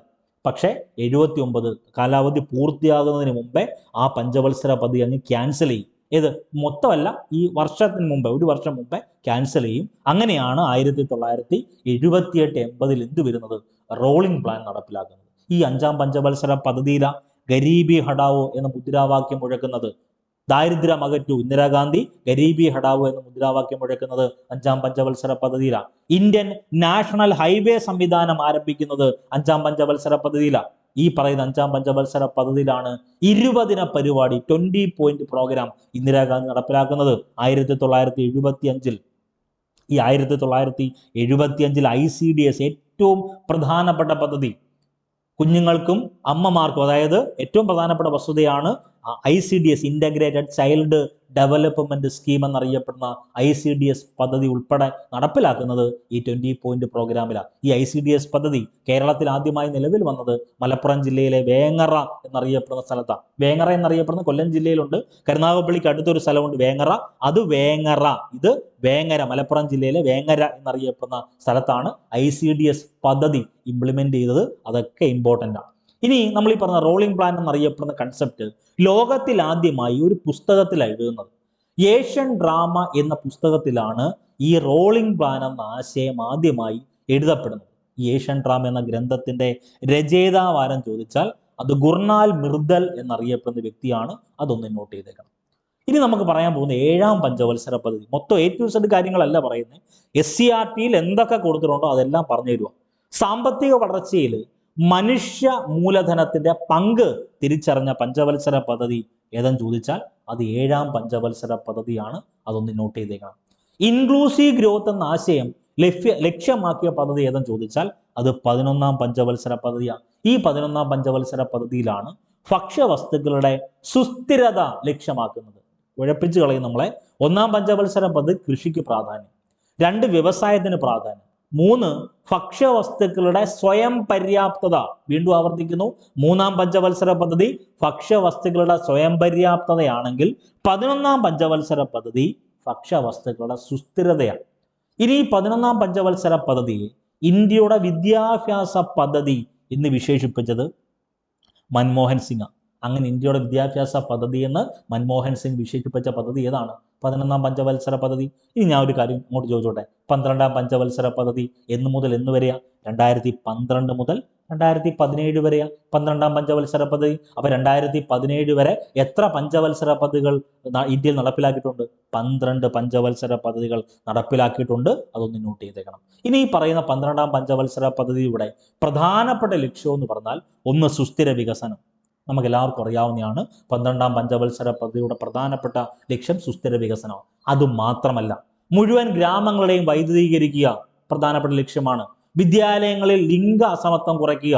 അതിന്റെ പശ്ചാത്തലത്തിലാണ് ഈ പറയുന്ന പെൺകുട്ടികൾക്കും ആൺകുട്ടികൾക്കും ഒരേ തരത്തിലുള്ള യൂണിഫോം ഒക്കെ കൊണ്ടുവരുന്നത്. അതിന്റെ ഒരു നിർദ്ദേശമാണ്. ദെൻ ത്വരിതഗതിയിലുള്ള വളർച്ച, എല്ലാവരെയും ഉൾക്കൊള്ളുന്ന വളർച്ച എന്നിവയൊക്കെയാണ് 12ാം പഞ്ചവത്സര പദ്ധതിയുടെ പ്രധാനപ്പെട്ട ലക്ഷ്യങ്ങൾ. അതൊന്ന് നോട്ട് ചെയ്തേക്കണം. ഇനി ഏറ്റവും പ്രധാനപ്പെട്ട വസ്തുത, ആബിദ് ഹുസൈൻ കമ്മീഷൻ NCERT-യിലും SCERT-യിലും വളരെ വ്യക്തമായി കൊടുത്തിട്ടുണ്ട്. 1997 ഇന്ത്യയിൽ നിലവിൽ വന്ന കമ്മീഷന്റെ പേരാണ് ആബിദ് ഹുസൈൻ കമ്മീഷൻ. വ്യാപാര നയ പരിഷ്കരണവുമായി ബന്ധപ്പെട്ട കമ്മീഷന്റെ പേരാണ് ആബിദ് ഹുസൈൻ കമ്മീഷൻ. വളരെ ഇമ്പോർട്ടൻ്റ് ആണ്. ഇനി ഏറ്റവും പ്രധാനപ്പെട്ട ഒരു കമ്മീഷനാണ് Brundtland commission. Brundtland commission എന്ന് പറഞ്ഞാൽ എല്ലാ പരീക്ഷയ്ക്കും ചോദിക്കുന്നതാണ്. സുസ്ഥിര വികസനവുമായി ബന്ധപ്പെട്ട് സുസ്ഥിര വികസനത്തെക്കുറിച്ച് പഠിക്കുന്നതിന് വേണ്ടി രൂപീകരിച്ച കമ്മീഷനാണ് ബ്രെഡ് ലാൻഡ് കമ്മീഷൻ. 1983 ഈ കമ്മീഷൻ ഫോം ചെയ്യുന്നത്. അവർ കോമൺ ഫ്യൂച്ചർ എന്നറിയപ്പെടുന്ന കമ്മീഷൻ കൂടിയാണ് ബ്രെഡ് ലാൻഡ് കമ്മീഷൻ. ഏറ്റവും പ്രധാനപ്പെട്ട ചോദ്യമാണ്. ഇത് ഇന്ത്യയിലല്ല ഫോം ചെയ്യുന്നത്, ലോകരാജ്യങ്ങളിൽ ആദ്യമായിട്ട് സുസ്ഥിര വികസനത്തെക്കുറിച്ച് പഠിക്കാൻ വേണ്ടി രൂപീകരിച്ച ഒരു കമ്മീഷന്റെ പേരാണ് ബ്രെഡ് ലാൻഡ് കമ്മീഷൻ. 1983 അപ്പോയിന്റ് ചെയ്യുന്നു. ഈ കമ്മീഷന്റെ പ്രധാനപ്പെട്ട ലക്ഷ്യം എന്ന് പറഞ്ഞാൽ എന്താണ്? സുസ്ഥിര വികസനം. എന്തോ സുസ്ഥിര വികസനം? ഇപ്പോഴത്തെ വികസനം സാധ്യമാകുന്നു, അടുത്ത തലമുറയെ കൂടി കരുതണം. ഇതാണ് സിമ്പിൾ ആയിട്ടുള്ള അതിന് മീനിങ്. സുസ്ഥിര വികസനം എന്ന് പറഞ്ഞാൽ സ്ഥിരമായ വികസനം, ഭാവി തലമുറയെ കൂടി കണക്കിലെടുത്തുകൊണ്ട് അവരെ കൂടി കരുതലാക്കിക്കൊണ്ട് ഉള്ള വികസനത്തെ അറിയപ്പെടുന്ന പേരാണ് സുസ്ഥിര വികസനം. അതൊന്ന് നോട്ട് ചെയ്തേക്കുക. അപ്പോൾ അവർ കോമൺ ഫ്യൂച്ചർ എന്നറിയപ്പെടുന്ന കമ്മീഷൻ ഏതെന്ന് ചോദിച്ചാൽ അത് ബ്രെഡ് ലാൻഡ് കമ്മീഷനാണ്. ഇനി നമ്മൾ പറയാൻ പോകുന്ന ഈ പറയുന്ന എക്കണോമിക്സ് അല്ലെങ്കിൽ സാമ്പത്തിക ശാസ്ത്രം എന്നറിയപ്പെടുന്ന പാഠഭാഗവുമായി ബന്ധപ്പെട്ട 3 പ്രധാനപ്പെട്ട ആശയങ്ങൾ. ഒന്ന്, സ്വർണ ജയന്തി ഷഹാരി റോസ്ഗാർ യോജന.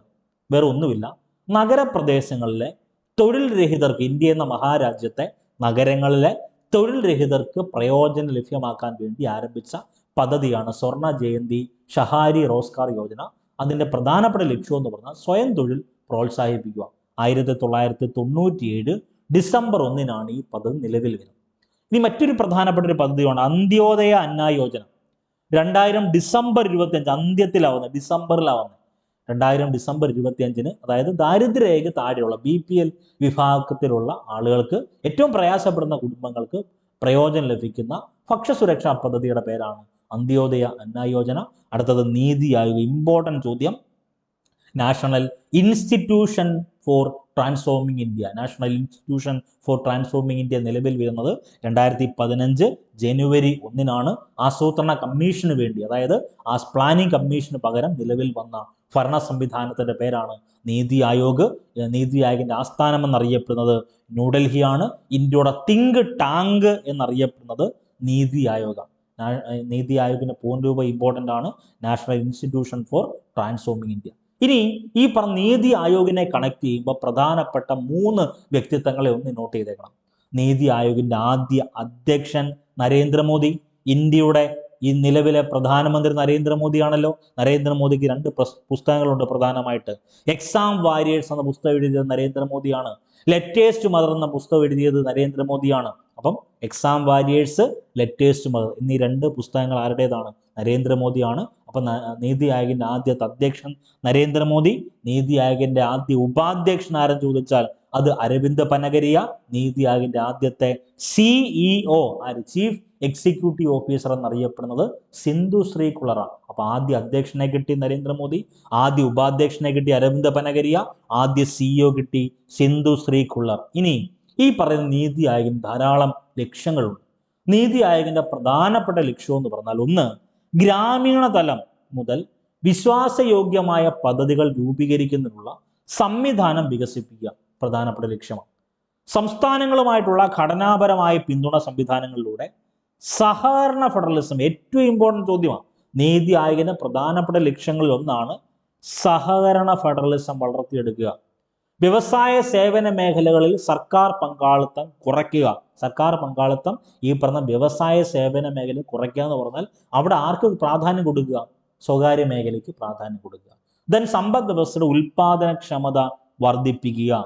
സാങ്കേതിക വിദ്യയുടെ സഹായത്തോടെ നഗരങ്ങളെ സുരക്ഷിത ആവാസ കേന്ദ്രങ്ങളാക്കി മാറ്റുക എന്നിവയൊക്കെ ഈ പറയുന്ന നീതി ആയോഗിന്റെ പ്രധാനപ്പെട്ട ലക്ഷ്യങ്ങളാണ്. ഇനി 3 പ്രധാനപ്പെട്ട ലക്ഷ്യങ്ങൾ കൂടിയുണ്ട്. ഒന്ന്, സംസ്ഥാനങ്ങളുടെ സജീവ പങ്കാളിത്തത്തോടെ, ഓരോ സ്റ്റേറ്റിലെയും പങ്കാളിത്തത്തോടു കൂടി ദേശീയ വികസന മുൻഗണനകൾ, തന്ത്രങ്ങൾ എന്നിവ വികസിപ്പിക്കുക.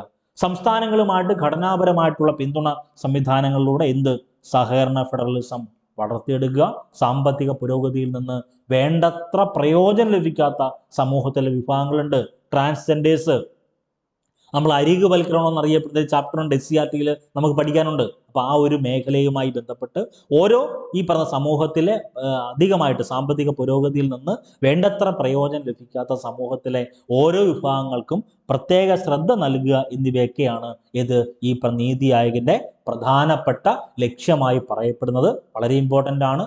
National institution for transforming India എന്നാണ് നീതി ആയോഗിന്റെ പൂർണ്ണ രൂപം. അതൊന്ന് നോട്ട് ചെയ്തേക്കണം. അടുത്തത് നമ്മളൊരു ചോദ്യമാണ് ഡിസ്കസ് ചെയ്യുന്നത്. ചോദ്യം ഇതാണ്: വിദേശ നാണ്യ പ്രതിസന്ധി, പണപ്പെരുപ്പം, ധനക്കമ്മി തുടങ്ങിയ സ്ഥൂല സാമ്പത്തിക അസ്ഥിരതകൾ പരിഹരിക്കാനുള്ള ഹ്രസ്വകാല പദ്ധതി. ഇത് NCERT സ്കൂൾ ടെക്സ്റ്റ് കണ്ടന്റ് ആണ്. ഞാൻ ഈ കണ്ടന്റ് ഡിസ്കസ് ചെയ്യുന്നതിന് മുമ്പേ 2 പ്രധാനപ്പെട്ട കാര്യങ്ങൾ ഒന്ന് പറഞ്ഞു തരുവാണ്. ഒന്ന്, എന്താണ് പണപ്പെരുപ്പം? വേറെ ഒന്നും നിങ്ങൾ ആലോചിക്കേണ്ട, 2 പ്രധാനപ്പെട്ട സാമ്പത്തിക പ്രശ്നങ്ങളാണുള്ളത്. ഒന്ന് പണപ്പെരുപ്പവും മറ്റൊന്ന് പണച്ചുരുക്കവും. പണപ്പെരുപ്പം എന്ന് പറഞ്ഞാൽ പണത്തിൻ്റെ അളവ് കൂടുതൽ, പണത്തിൻ്റെ മൂല്യം കുറവ്, സാധനങ്ങളുടെ വില കൂടുതൽ. ഈ 3 കാര്യങ്ങൾ ഒന്ന് നോട്ട് ചെയ്തേക്കണേ. പണപ്പെരുപ്പം എന്ന് പറഞ്ഞാൽ എന്താ? പണത്തിൻ്റെ അളവ് കൂടുതൽ. എൻ്റെ കയ്യിലും നിങ്ങളുടെ കയ്യിൽ എല്ലാം പണമുണ്ട്, പണത്തിൻ്റെ അളവ് കൂടുതൽ, പണത്തിൻ്റെ മൂല്യം കുറവ്, സാധനങ്ങളുടെ വില കൂടുതൽ. പണച്ചുരുക്കം എന്ന് പറഞ്ഞാൽ പണത്തിൻ്റെ അളവ് കുറവ്, എൻ്റെയും നിങ്ങളുടെയും കയ്യിൽ പണമില്ല, ആ സമയത്ത് പണത്തിൻ്റെ മൂല്യം കൂടുതലായിരിക്കും, ആ സമയത്ത് സാധനങ്ങളുടെ വില കുറവായിരിക്കും. അതാണ് പണപ്പെരുപ്പവും പണച്ചുരുക്കവും തമ്മിലുള്ള വ്യത്യാസം. അപ്പം ഒരു രാജ്യത്തെ വിദേശ നാണ്യ പ്രതിസന്ധി, പണപ്പെരുപ്പം, ധനക്കമ്മി തുടങ്ങിയ സ്ഥൂല സാമ്പത്തിക അസ്ഥിരതകൾ എന്ന് പറഞ്ഞാൽ മാക്രോ എക്കണോമിക്സും ഉണ്ട്, മൈക്രോ എക്കണോമിക്സും ഉണ്ട്. ഇതിലേക്കെല്ലാം വരാം. അപ്പം ഈ ഒരു ക്വസ്റ്റ്യൻ്റെ ആൻസർ ഓപ്ഷൻ എ ആണ്, സുസ്ഥിരവൽക്കരണ നടപടികൾ. അപ്പം ചില ആളുകളെങ്കിലും മനസ്സിൽ കരുതും, എന്തുവാ ഈ സുസ്ഥിരവൽക്കരണ നടപടികൾ? വേറെ ഒന്നുമില്ല. ഒരു രാജ്യത്ത് സാമ്പത്തിക പ്രശ്നങ്ങൾ ഉണ്ടാകുന്ന സമയത്ത് ആ സാമ്പത്തിക പ്രശ്നങ്ങൾ പരിഹരിക്കാനുള്ള ഹ്രസ്വകാല പദ്ധതി. ഹ്രസ്വകാലം എന്ന് പറഞ്ഞാൽ എന്താ? കുറച്ച് സമയം. ദീർഘകാലമുണ്ട്, ഹ്രസ്വകാലവും. ഇപ്പോൾ ഒരു 6 മാസം ഹ്രസ്വകാലമാണെങ്കിൽ, 1 വർഷം ഹ്രസ്വകാലമാണെങ്കിൽ, 10 വർഷം ദീർഘകാലമാണ്. ഇതിനെ അറിയപ്പെടുന്ന പേരാണ് സുസ്ഥിരവൽക്കരണ നടപടികൾ. അപ്പം ഒരു രാജ്യത്തുണ്ടാവുന്ന സാമ്പത്തിക പ്രശ്നങ്ങൾ പരിഹരിക്കാനുള്ള ഹ്രസ്വകാല പദ്ധതികളെ അറിയപ്പെടുന്ന പേരാണ് സുസ്ഥിരവൽക്കരണ നടപടികൾ. അപ്പൊ ദീർഘകാല പദ്ധതി എന്തുമായിരിക്കും? അത് ഘടനാപരമായ ക്രമീകരണങ്ങൾ. ഇത് രണ്ടും ഒന്ന് നോട്ട് ചെയ്താൽ മാത്രം മതി. ഇനി അതിൻ്റെ റിലേറ്റഡ് ഫാക്റ്റിലേക്ക് നമ്മൾ പോവുകയാണ്. ഇന്ത്യയിൽ പുത്തൻ സാമ്പത്തിക നയങ്ങൾ, അത് ഇന്ത്യ എന്ന മഹാരാജ്യത്ത് ന്യൂ എക്കണോമിക് പോളിസി എന്നറിയപ്പെടുന്ന പുത്തൻ സാമ്പത്തിക നയങ്ങൾ ഉടലെടുക്കാനുള്ള പ്രധാനപ്പെട്ട ഘടകങ്ങൾ എന്ന് പറഞ്ഞാൽ, ഒന്ന്, വിദേശ നാണയ കരുതൽ ശേഖരത്തിലുള്ള ഇടിവ്. നമ്മളൊക്കെ വിദേശ നാണയങ്ങൾ ഉദ്ദേശിക്കുന്നത് വിദേശ കറൻസികൾ, ഗോൾഡ്, ഇതെല്ലാം നമ്മുടെ ശേഖരത്തിലുണ്ട്, നമ്മൾ സ്റ്റോർ ചെയ്ത് വെച്ചേക്കുക. അതിനെയാണ് നമ്മൾ വിദേശ നാണയ കരുതൽ ശേഖരം എന്നൊക്കെ പറയുന്നത്. അതിൽ ഇടിവ് സംഭവിച്ചു. ഉയർന്ന ധനക്കമ്മി. കമ്മി എന്ന് പറഞ്ഞാൽ എന്തുവാന്ന് ഞാൻ നേരത്തെ ഒരു കാര്യം പറഞ്ഞായിരുന്നു. കമ്മി എന്ന് പറഞ്ഞാൽ വരുമാനം കുറവും ചെലവ് കൂടുതലും. ആ ഉയർന്ന ഫിസ്ക്കൽ കമ്മി അല്ലെങ്കിൽ ധനക്കമ്മി, ഗൾഫ് പ്രതിസന്ധി, ഇതൊക്കെ മൂലമാണ് ഇന്ത്യയിൽ ന്യൂ എക്കണോമിക് പോളിസി അല്ലെങ്കിൽ പുത്തൻ സാമ്പത്തിക നയങ്ങൾ നടപ്പിലാക്കുന്നത്. ഈ പുത്തൻ സാമ്പത്തിക നയത്തിൻ്റെ പ്രധാനപ്പെട്ട ലക്ഷ്യം എന്ന് പറഞ്ഞാൽ, ഒന്ന്, LPG ആണ്. LPG എന്ന് പറഞ്ഞാൽ ലിബറലൈസേഷൻ, പ്രൈവറ്റൈസേഷൻ, ഗ്ലോബലൈസേഷൻ. ഉദാരവൽക്കരണം, സ്വകാര്യവൽക്കരണം, ആഗോളവൽക്കരണം. നിങ്ങളൊന്നും ആലോചിക്കേണ്ട. നിങ്ങൾ പഠിക്കേണ്ട ഒറ്റ വസ്തുത, നിങ്ങൾ പരീക്ഷ ഹാളിൽ കയറുന്നത് ഇത്ര സമയത്തിൽ കയറണം. PSC അല്ലെങ്കിൽ ദേവസ്വം ബോർഡ് പരീക്ഷ അല്ലെങ്കിൽ കേറ്ററ്റ് പരീക്ഷ അല്ലെങ്കിൽ HSA പരീക്ഷ, ഏത് പരീക്ഷ എടുത്തു, നിങ്ങൾ ഇത്ര സമയത്തിൽ കയറണമെന്ന് പറയുക. 10 മണിക്ക് കയറണം. ഒരു എക്സാമ്പിൾ ആണ്, 10 മണിക്ക് നിങ്ങൾ കയറണമെന്ന് പറയും.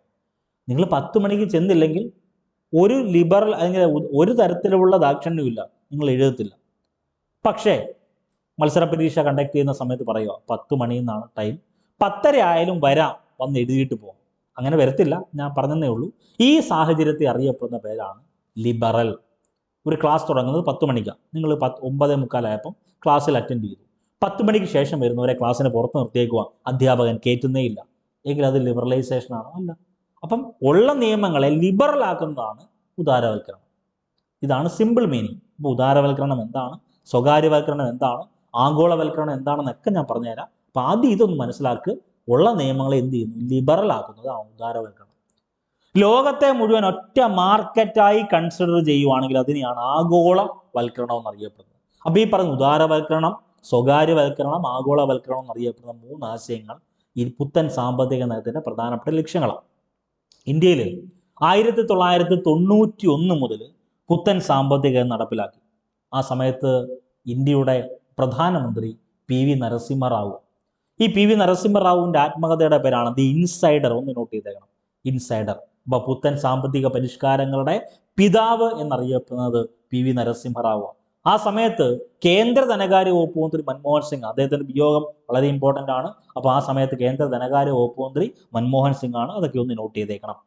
ഇനി ഈ നമുക്ക് വേണ്ട പ്രധാനപ്പെട്ട ചോദ്യം, ഈ 1991 സാമ്പത്തിക പരിഷ്കാരങ്ങൾ കൊണ്ടുവന്നു നമ്മൾ പറഞ്ഞല്ലോ. ലിബറലൈസേഷൻ, പ്രൈവറ്റൈസേഷൻ, ഗ്ലോബലൈസേഷൻ, ഈ കൺസെപ്റ്റ് കൊണ്ടുവന്ന സമയത്ത് ഉണ്ടായ പരിഷ്കാരങ്ങളെ അല്ലെങ്കിൽ ഉണ്ടായ പരിഷ്കരണത്തിൽ ഉണ്ടായ നയങ്ങളെ രണ്ടായിട്ടാണ് തരംതിരിക്കുന്നത്. ഒന്ന് സ്ഥിരീകരണ നടപടികളെന്നും ഘടനാപരമായ പരിഷ്കരണ നടപടികളെന്നും. അപ്പോൾ നിങ്ങൾ തന്നെ ഒന്ന് ആലോചിച്ച് നോക്കിയേ. സ്ഥിരീകരണ നടപടികൾ എന്ന് പറഞ്ഞാൽ സാമ്പത്തിക സ്ഥിരത കൈവരിക്കാൻ, എന്ന് വെച്ചാൽ സാമ്പത്തിക പ്രശ്നങ്ങൾ ക്ലിയർ ചെയ്യാനുള്ള ഹ്രസ്വകാല നടപടികളാണ്, ഷോർട്ട് ടൈം നടപടികളാണ് സ്ഥിരീകരണ നടപടികൾ. അപ്പം ഘടനാപരമായ പരിഷ്കരണ നടപടി എന്ന് പറഞ്ഞാൽ ലോങ് ടൈം, ഇതാണ് വേണ്ടത്. ഓക്കെ, ഇനി ഈ പറയുന്ന ഉദാരവൽക്കരണവുമായി ബന്ധപ്പെട്ട മാറ്റം, ഒന്നാമത്തത് ലിബറലൈസേഷൻ. ഉദാരവൽക്കരണവുമായി ബന്ധപ്പെട്ട പ്രധാനപ്പെട്ട മാറ്റങ്ങൾ നിങ്ങൾ തന്നെ പറ. എന്തോ ഉദാരവൽക്കരണമെന്നാണ് നമ്മൾ പറഞ്ഞത്? ഉള്ള നിയമങ്ങൾ എന്ത് ചെയ്തു? ലിബറൽ ആക്കി. ഉദാരവൽക്കരണത്തിന്റെ ഫലമായിട്ടുള്ള പ്രധാനപ്പെട്ട മാറ്റങ്ങൾ എന്ന് പറഞ്ഞാൽ, ഒന്ന്, വ്യവസായങ്ങൾ തുടങ്ങുവാനുള്ള നിയന്ത്രണങ്ങൾ ലഘൂകരിച്ചു. അപ്പൊ നേരത്തെ 1991 മുമ്പ് വരെ ഇന്ത്യ എന്ന മഹാരാജ്യത്ത് വ്യവസായങ്ങൾ തുടങ്ങണമെങ്കിൽ ധാരാളം ഫോർമാലിറ്റി ഉണ്ടായിരുന്നു. അതിനെല്ലാം ലഘൂകരിച്ചു. കമ്പോളത്തിലെ നിയന്ത്രണങ്ങൾ പിൻവലിച്ചു. മാർക്കറ്റിൽ പലതരത്തിലുള്ള നിയന്ത്രണങ്ങൾ ഉണ്ടായിരുന്നു, അത് ഗവൺമെന്റ് പിൻവലിച്ചു. കൂടുതൽ മേഖലകളിൽ വിദേശ നിക്ഷേപം അനുവദിച്ചു. അപ്പൊ ഇതെല്ലാം ലിബറലാണ്. ഉള്ള നിയമങ്ങളെ ലഘൂകരിച്ചു, കമ്പോള നിയന്ത്രണങ്ങൾ പിൻവലിച്ചു, കൂടുതൽ മേഖലകളിൽ വിദേശ നിക്ഷേപം അനുവദിച്ചു. ഇതിനെയാണ് നമ്മൾ ഉദാരവൽക്കരണത്തിന് മാറ്റങ്ങളായി കരുതപ്പെടുന്നത്. ഇന്ത്യയിൽ ഈ പറഞ്ഞ ഉദാരവൽക്കരണ നടപടികൾ ആദ്യമായി ആരംഭിക്കുന്നത് 1985 NCERT ഫാക്റ്റിൽ കൊടുത്തേക്കുന്നത് ഇങ്ങനെയാണ്. 1985 ഇന്ത്യയിൽ ആദ്യമായിട്ട് ഉദാരവൽക്കരണ നടപടികൾ ആരംഭിക്കുന്നത്. പക്ഷേ ന്യൂ എക്കണോമിക് പോളിസി ഇംപ്ലിമെന്റ് ചെയ്യുന്നത് 1991. ഇനി ഇന്ത്യയിൽ സമഗ്രമായ രീതിയിൽ ഉദാരവൽക്കരണ നടപടികൾ ഇന്ത്യയിൽ ആരംഭിക്കുന്നത് 1991. രണ്ട് ചോദ്യമാണ്, 2 ഉത്തരമാണ്. ഇനി എന്താ ഉദാരവൽക്കരണം? നിങ്ങൾ തന്നെ പറഞ്ഞേ. സർക്കാർ നിയന്ത്രണങ്ങൾ, നേരത്തെ ഒരു നിയന്ത്രണങ്ങൾ ഉണ്ടായിരുന്നു സർക്കാരിന്റെ, സർക്കാർ നിയന്ത്രണങ്ങളെ സമ്പൂർണമായി നിരാകരിക്കുന്ന പുത്തൻ സാമ്പത്തിക നയങ്ങളെ പറയപ്പെടുന്ന പേരാണ് നവ ഉദാരവൽക്കരണം. ഈ വാക്ക് ഇമ്പോർട്ടൻ്റ് ആണ്. നവ ഉദാരവൽക്കരണം എന്ന് പറഞ്ഞാൽ എന്താണെന്ന് ചോദിച്ചാൽ, സർക്കാർ നിയന്ത്രണങ്ങളെ സമ്പൂർണമായിട്ട് നിരാകരിക്കുന്നു. അങ്ങനെ നിരാകരിക്കുന്ന പുത്തൻ സാമ്പത്തിക നയങ്ങളെ പറയപ്പെടുന്ന പേരാണ് നവ ഉദാരവൽക്കരണം. അപ്പൊ ഉദാരവൽക്കരണം എന്ന് പറഞ്ഞാൽ എന്തോ, അവിടെ നിയമങ്ങളുണ്ട്, ആ നിയമങ്ങൾ കുറയ്ക്കുവാണ് ആര്? ഗവൺമെന്റ്. പക്ഷെ ഇവിടെയോ നവ ഉദാരവൽക്കരണം എന്ന് പറഞ്ഞാൽ എന്തോ, സർക്കാരിന്റെ എന്തൊക്കെ നിയന്ത്രണങ്ങളുണ്ടോ അതിനെയൊക്കെ സമ്പൂർണമായിട്ട് നിരാകരിക്കുന്ന പുത്തൻ സാമ്പത്തിക നയങ്ങളെ പറയപ്പെടുന്ന പേരാണ് നവ ഉദാരവൽക്കരണം. അത് നോട്ട് ചെയ്തേക്കണം.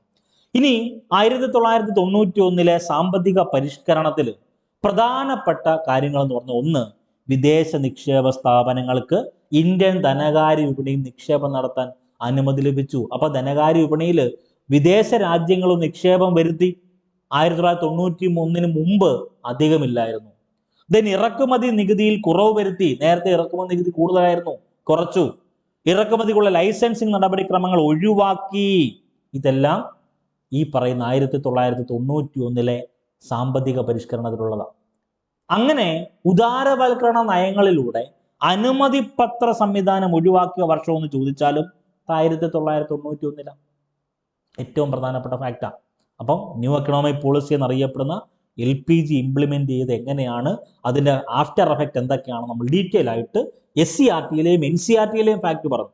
ഇനി ഇന്ത്യയിൽ ഈ പറയുന്ന പുത്തൻ സാമ്പത്തിക പരിഷ്കാരങ്ങൾ നടപ്പിലാക്കിയതിന് ശേഷമുള്ള മാറ്റങ്ങൾ ഒന്ന് നോട്ട് ചെയ്തേക്കണം. ഒന്ന്, പ്രത്യക്ഷ വിദേശ നിക്ഷേപവും വിദേശ സ്ഥാപനങ്ങളുടെ നിക്ഷേപവും വർദ്ധിച്ചു. ഓട്ടോമാറ്റിക്കലി ഫോറിൻ കൺട്രീസിൽ നിന്ന് ഇങ്ങോട്ടേക്കും വിദേശ സ്ഥാപനങ്ങൾ നിക്ഷേപമൊക്കെ വർദ്ധിക്കുമല്ലോ. ഔട്ട്സോഴ്സിങ്, ഈ വാക്ക് ഇമ്പോർട്ടൻ്റ് ആണ്. പുറം വാങ്ങൽ, ഔട്ട്സോഴ്സിങ് വഴി ധാരാളം തൊഴിലവസരങ്ങൾ ഉണ്ടായി, തൊഴിൽ രഹിത വളർച്ച നിലനിന്നു. ഇന്ത്യയിൽ നവസാമ്പത്തിക പരിഷ്കാരങ്ങൾ നടപ്പിലാക്കിയതിന് ശേഷം ഉണ്ടായ 3 മാറ്റങ്ങളാണ്. ഇത് ഇമ്പോർട്ടൻ്റ് ആണ്, ഒന്ന് നോട്ട് ചെയ്തേക്കണം. ഇനി നമ്മൾ പറയുന്ന ഏറ്റവും പ്രധാനപ്പെട്ട ഒരു വാക്കാണ് പുറം പണിക്കരാർ അല്ലെങ്കിൽ ഔട്ട്സോഴ്സിങ്. എന്താ ഈ ഔട്ട്സോഴ്സിങ് എന്ന് പറഞ്ഞാൽ? വേറെ ഒന്നും നിങ്ങൾ ചിന്തിക്കേണ്ട, സിമ്പിളായിട്ടൊരു മീനിങ് ഒന്ന് നോട്ട് ചെയ്തേക്കണം. ആഗോളവൽക്കരണത്തിൻ്റെ പ്രധാനപ്പെട്ട ഫലങ്ങളിൽ ഒന്നാണ് പുറം പണിക്കരാർ അല്ലെങ്കിൽ ഔട്ട്സോഴ്സിങ്. ഔട്ട്സോഴ്സിങ് എന്ന് പറഞ്ഞാൽ ഇപ്പം ഇന്ത്യ എന്ന മഹാരാജ്യത്ത് തൊഴിലാളികളില്ല, നമുക്ക് വിദേശ രാജ്യങ്ങളിൽ നിന്ന് ഇങ്ങോട്ടേക്ക് കൊണ്ടുവരാം. അമേരിക്കയിൽ തൊഴിലാളികളില്ല, ഇന്ത്യയിൽ നിന്ന് അങ്ങോട്ടേ കൊണ്ടുപോകും.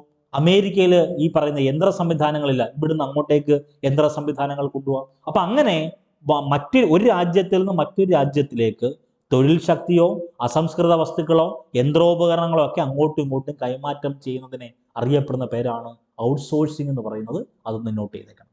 ഇനി എന്താണ് സ്വകാര്യവൽക്കരണം എന്ന് പറയാൻ പോവാം. എന്താണ് സ്വകാര്യവൽക്കരണം? വ്യവസായ വ്യാപാര വാണിജ്യ രംഗങ്ങളിലുള്ള സർക്കാരിൻ്റെ നേരിട്ടുള്ള പങ്കാളിത്തം കുറയ്ക്കാൻ ഉദ്ദേശിച്ചുള്ള നയത്തിൻ്റെ പേരാണ് സ്വകാര്യവൽക്കരണം. മറക്കരുത്, അവിടെ നമ്മളെ കുഴപ്പിച്ച് കളയും.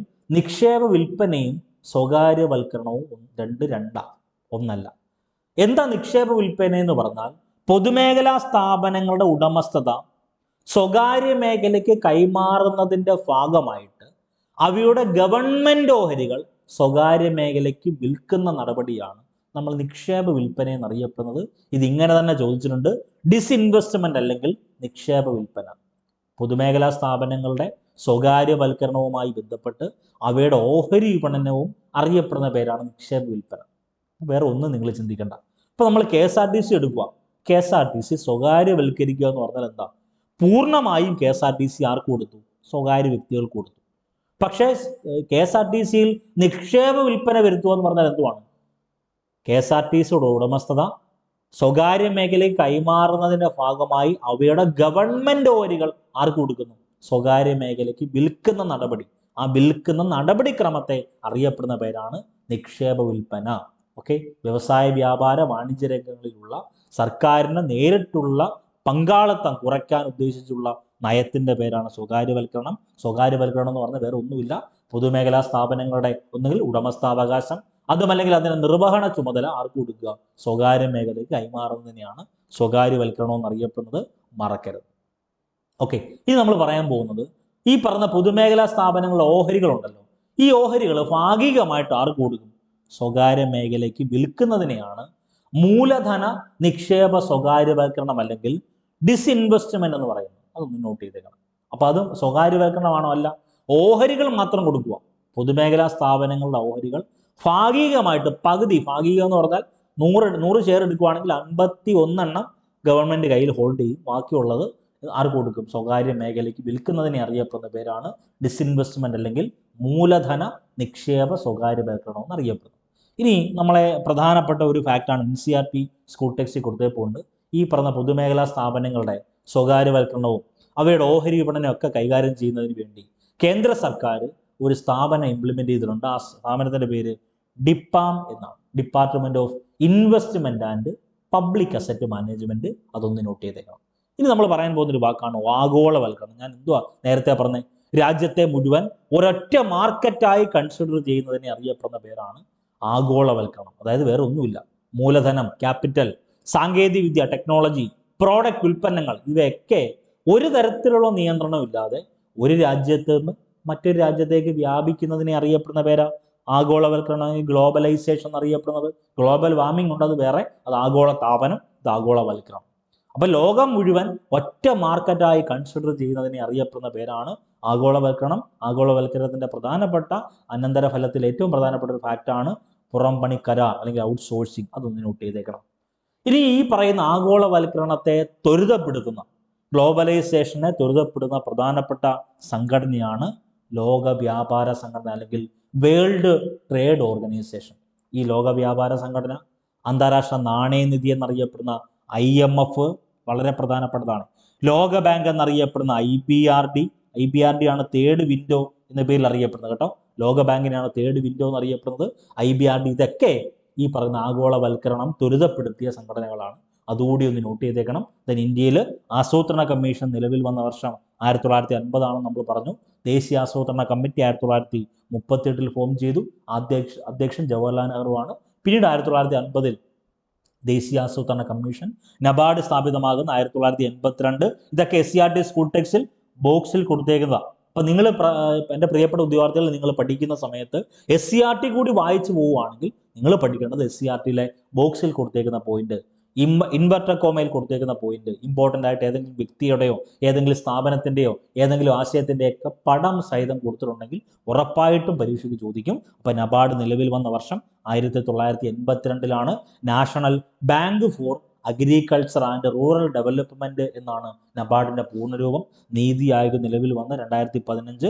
ഇതേപോലുള്ള കണ്ടന്റുകളെല്ലാം നമ്മൾ ഡിസ്കസ് ചെയ്യും. അപ്പം വീണ്ടും ഞാൻ ആവർത്തിക്കുന്നു, റിവിഷൻ ബാച്ചിലും റെഗുലർ ബാച്ചിലും ജോയിൻ ചെയ്യാൻ താല്പര്യമുള്ളവർ ഈ പറയുന്ന 9072728242 നമ്പറിൽ വാട്സപ്പ് മെസ്സേജ് അയയ്ക്കുക. ഉഷാറായിട്ട് പഠിക്കുക. ഇത് നോട്ട്സ് മസ്റ്റായിട്ട് വായിക്കണം. ഇന്ന് പരീക്ഷയുണ്ട്, പരീക്ഷ സ്കിപ്പ് ചെയ്യരുത്. എല്ലാവർക്കും വിജയാശംസകൾ നേരുന്നു. All the best.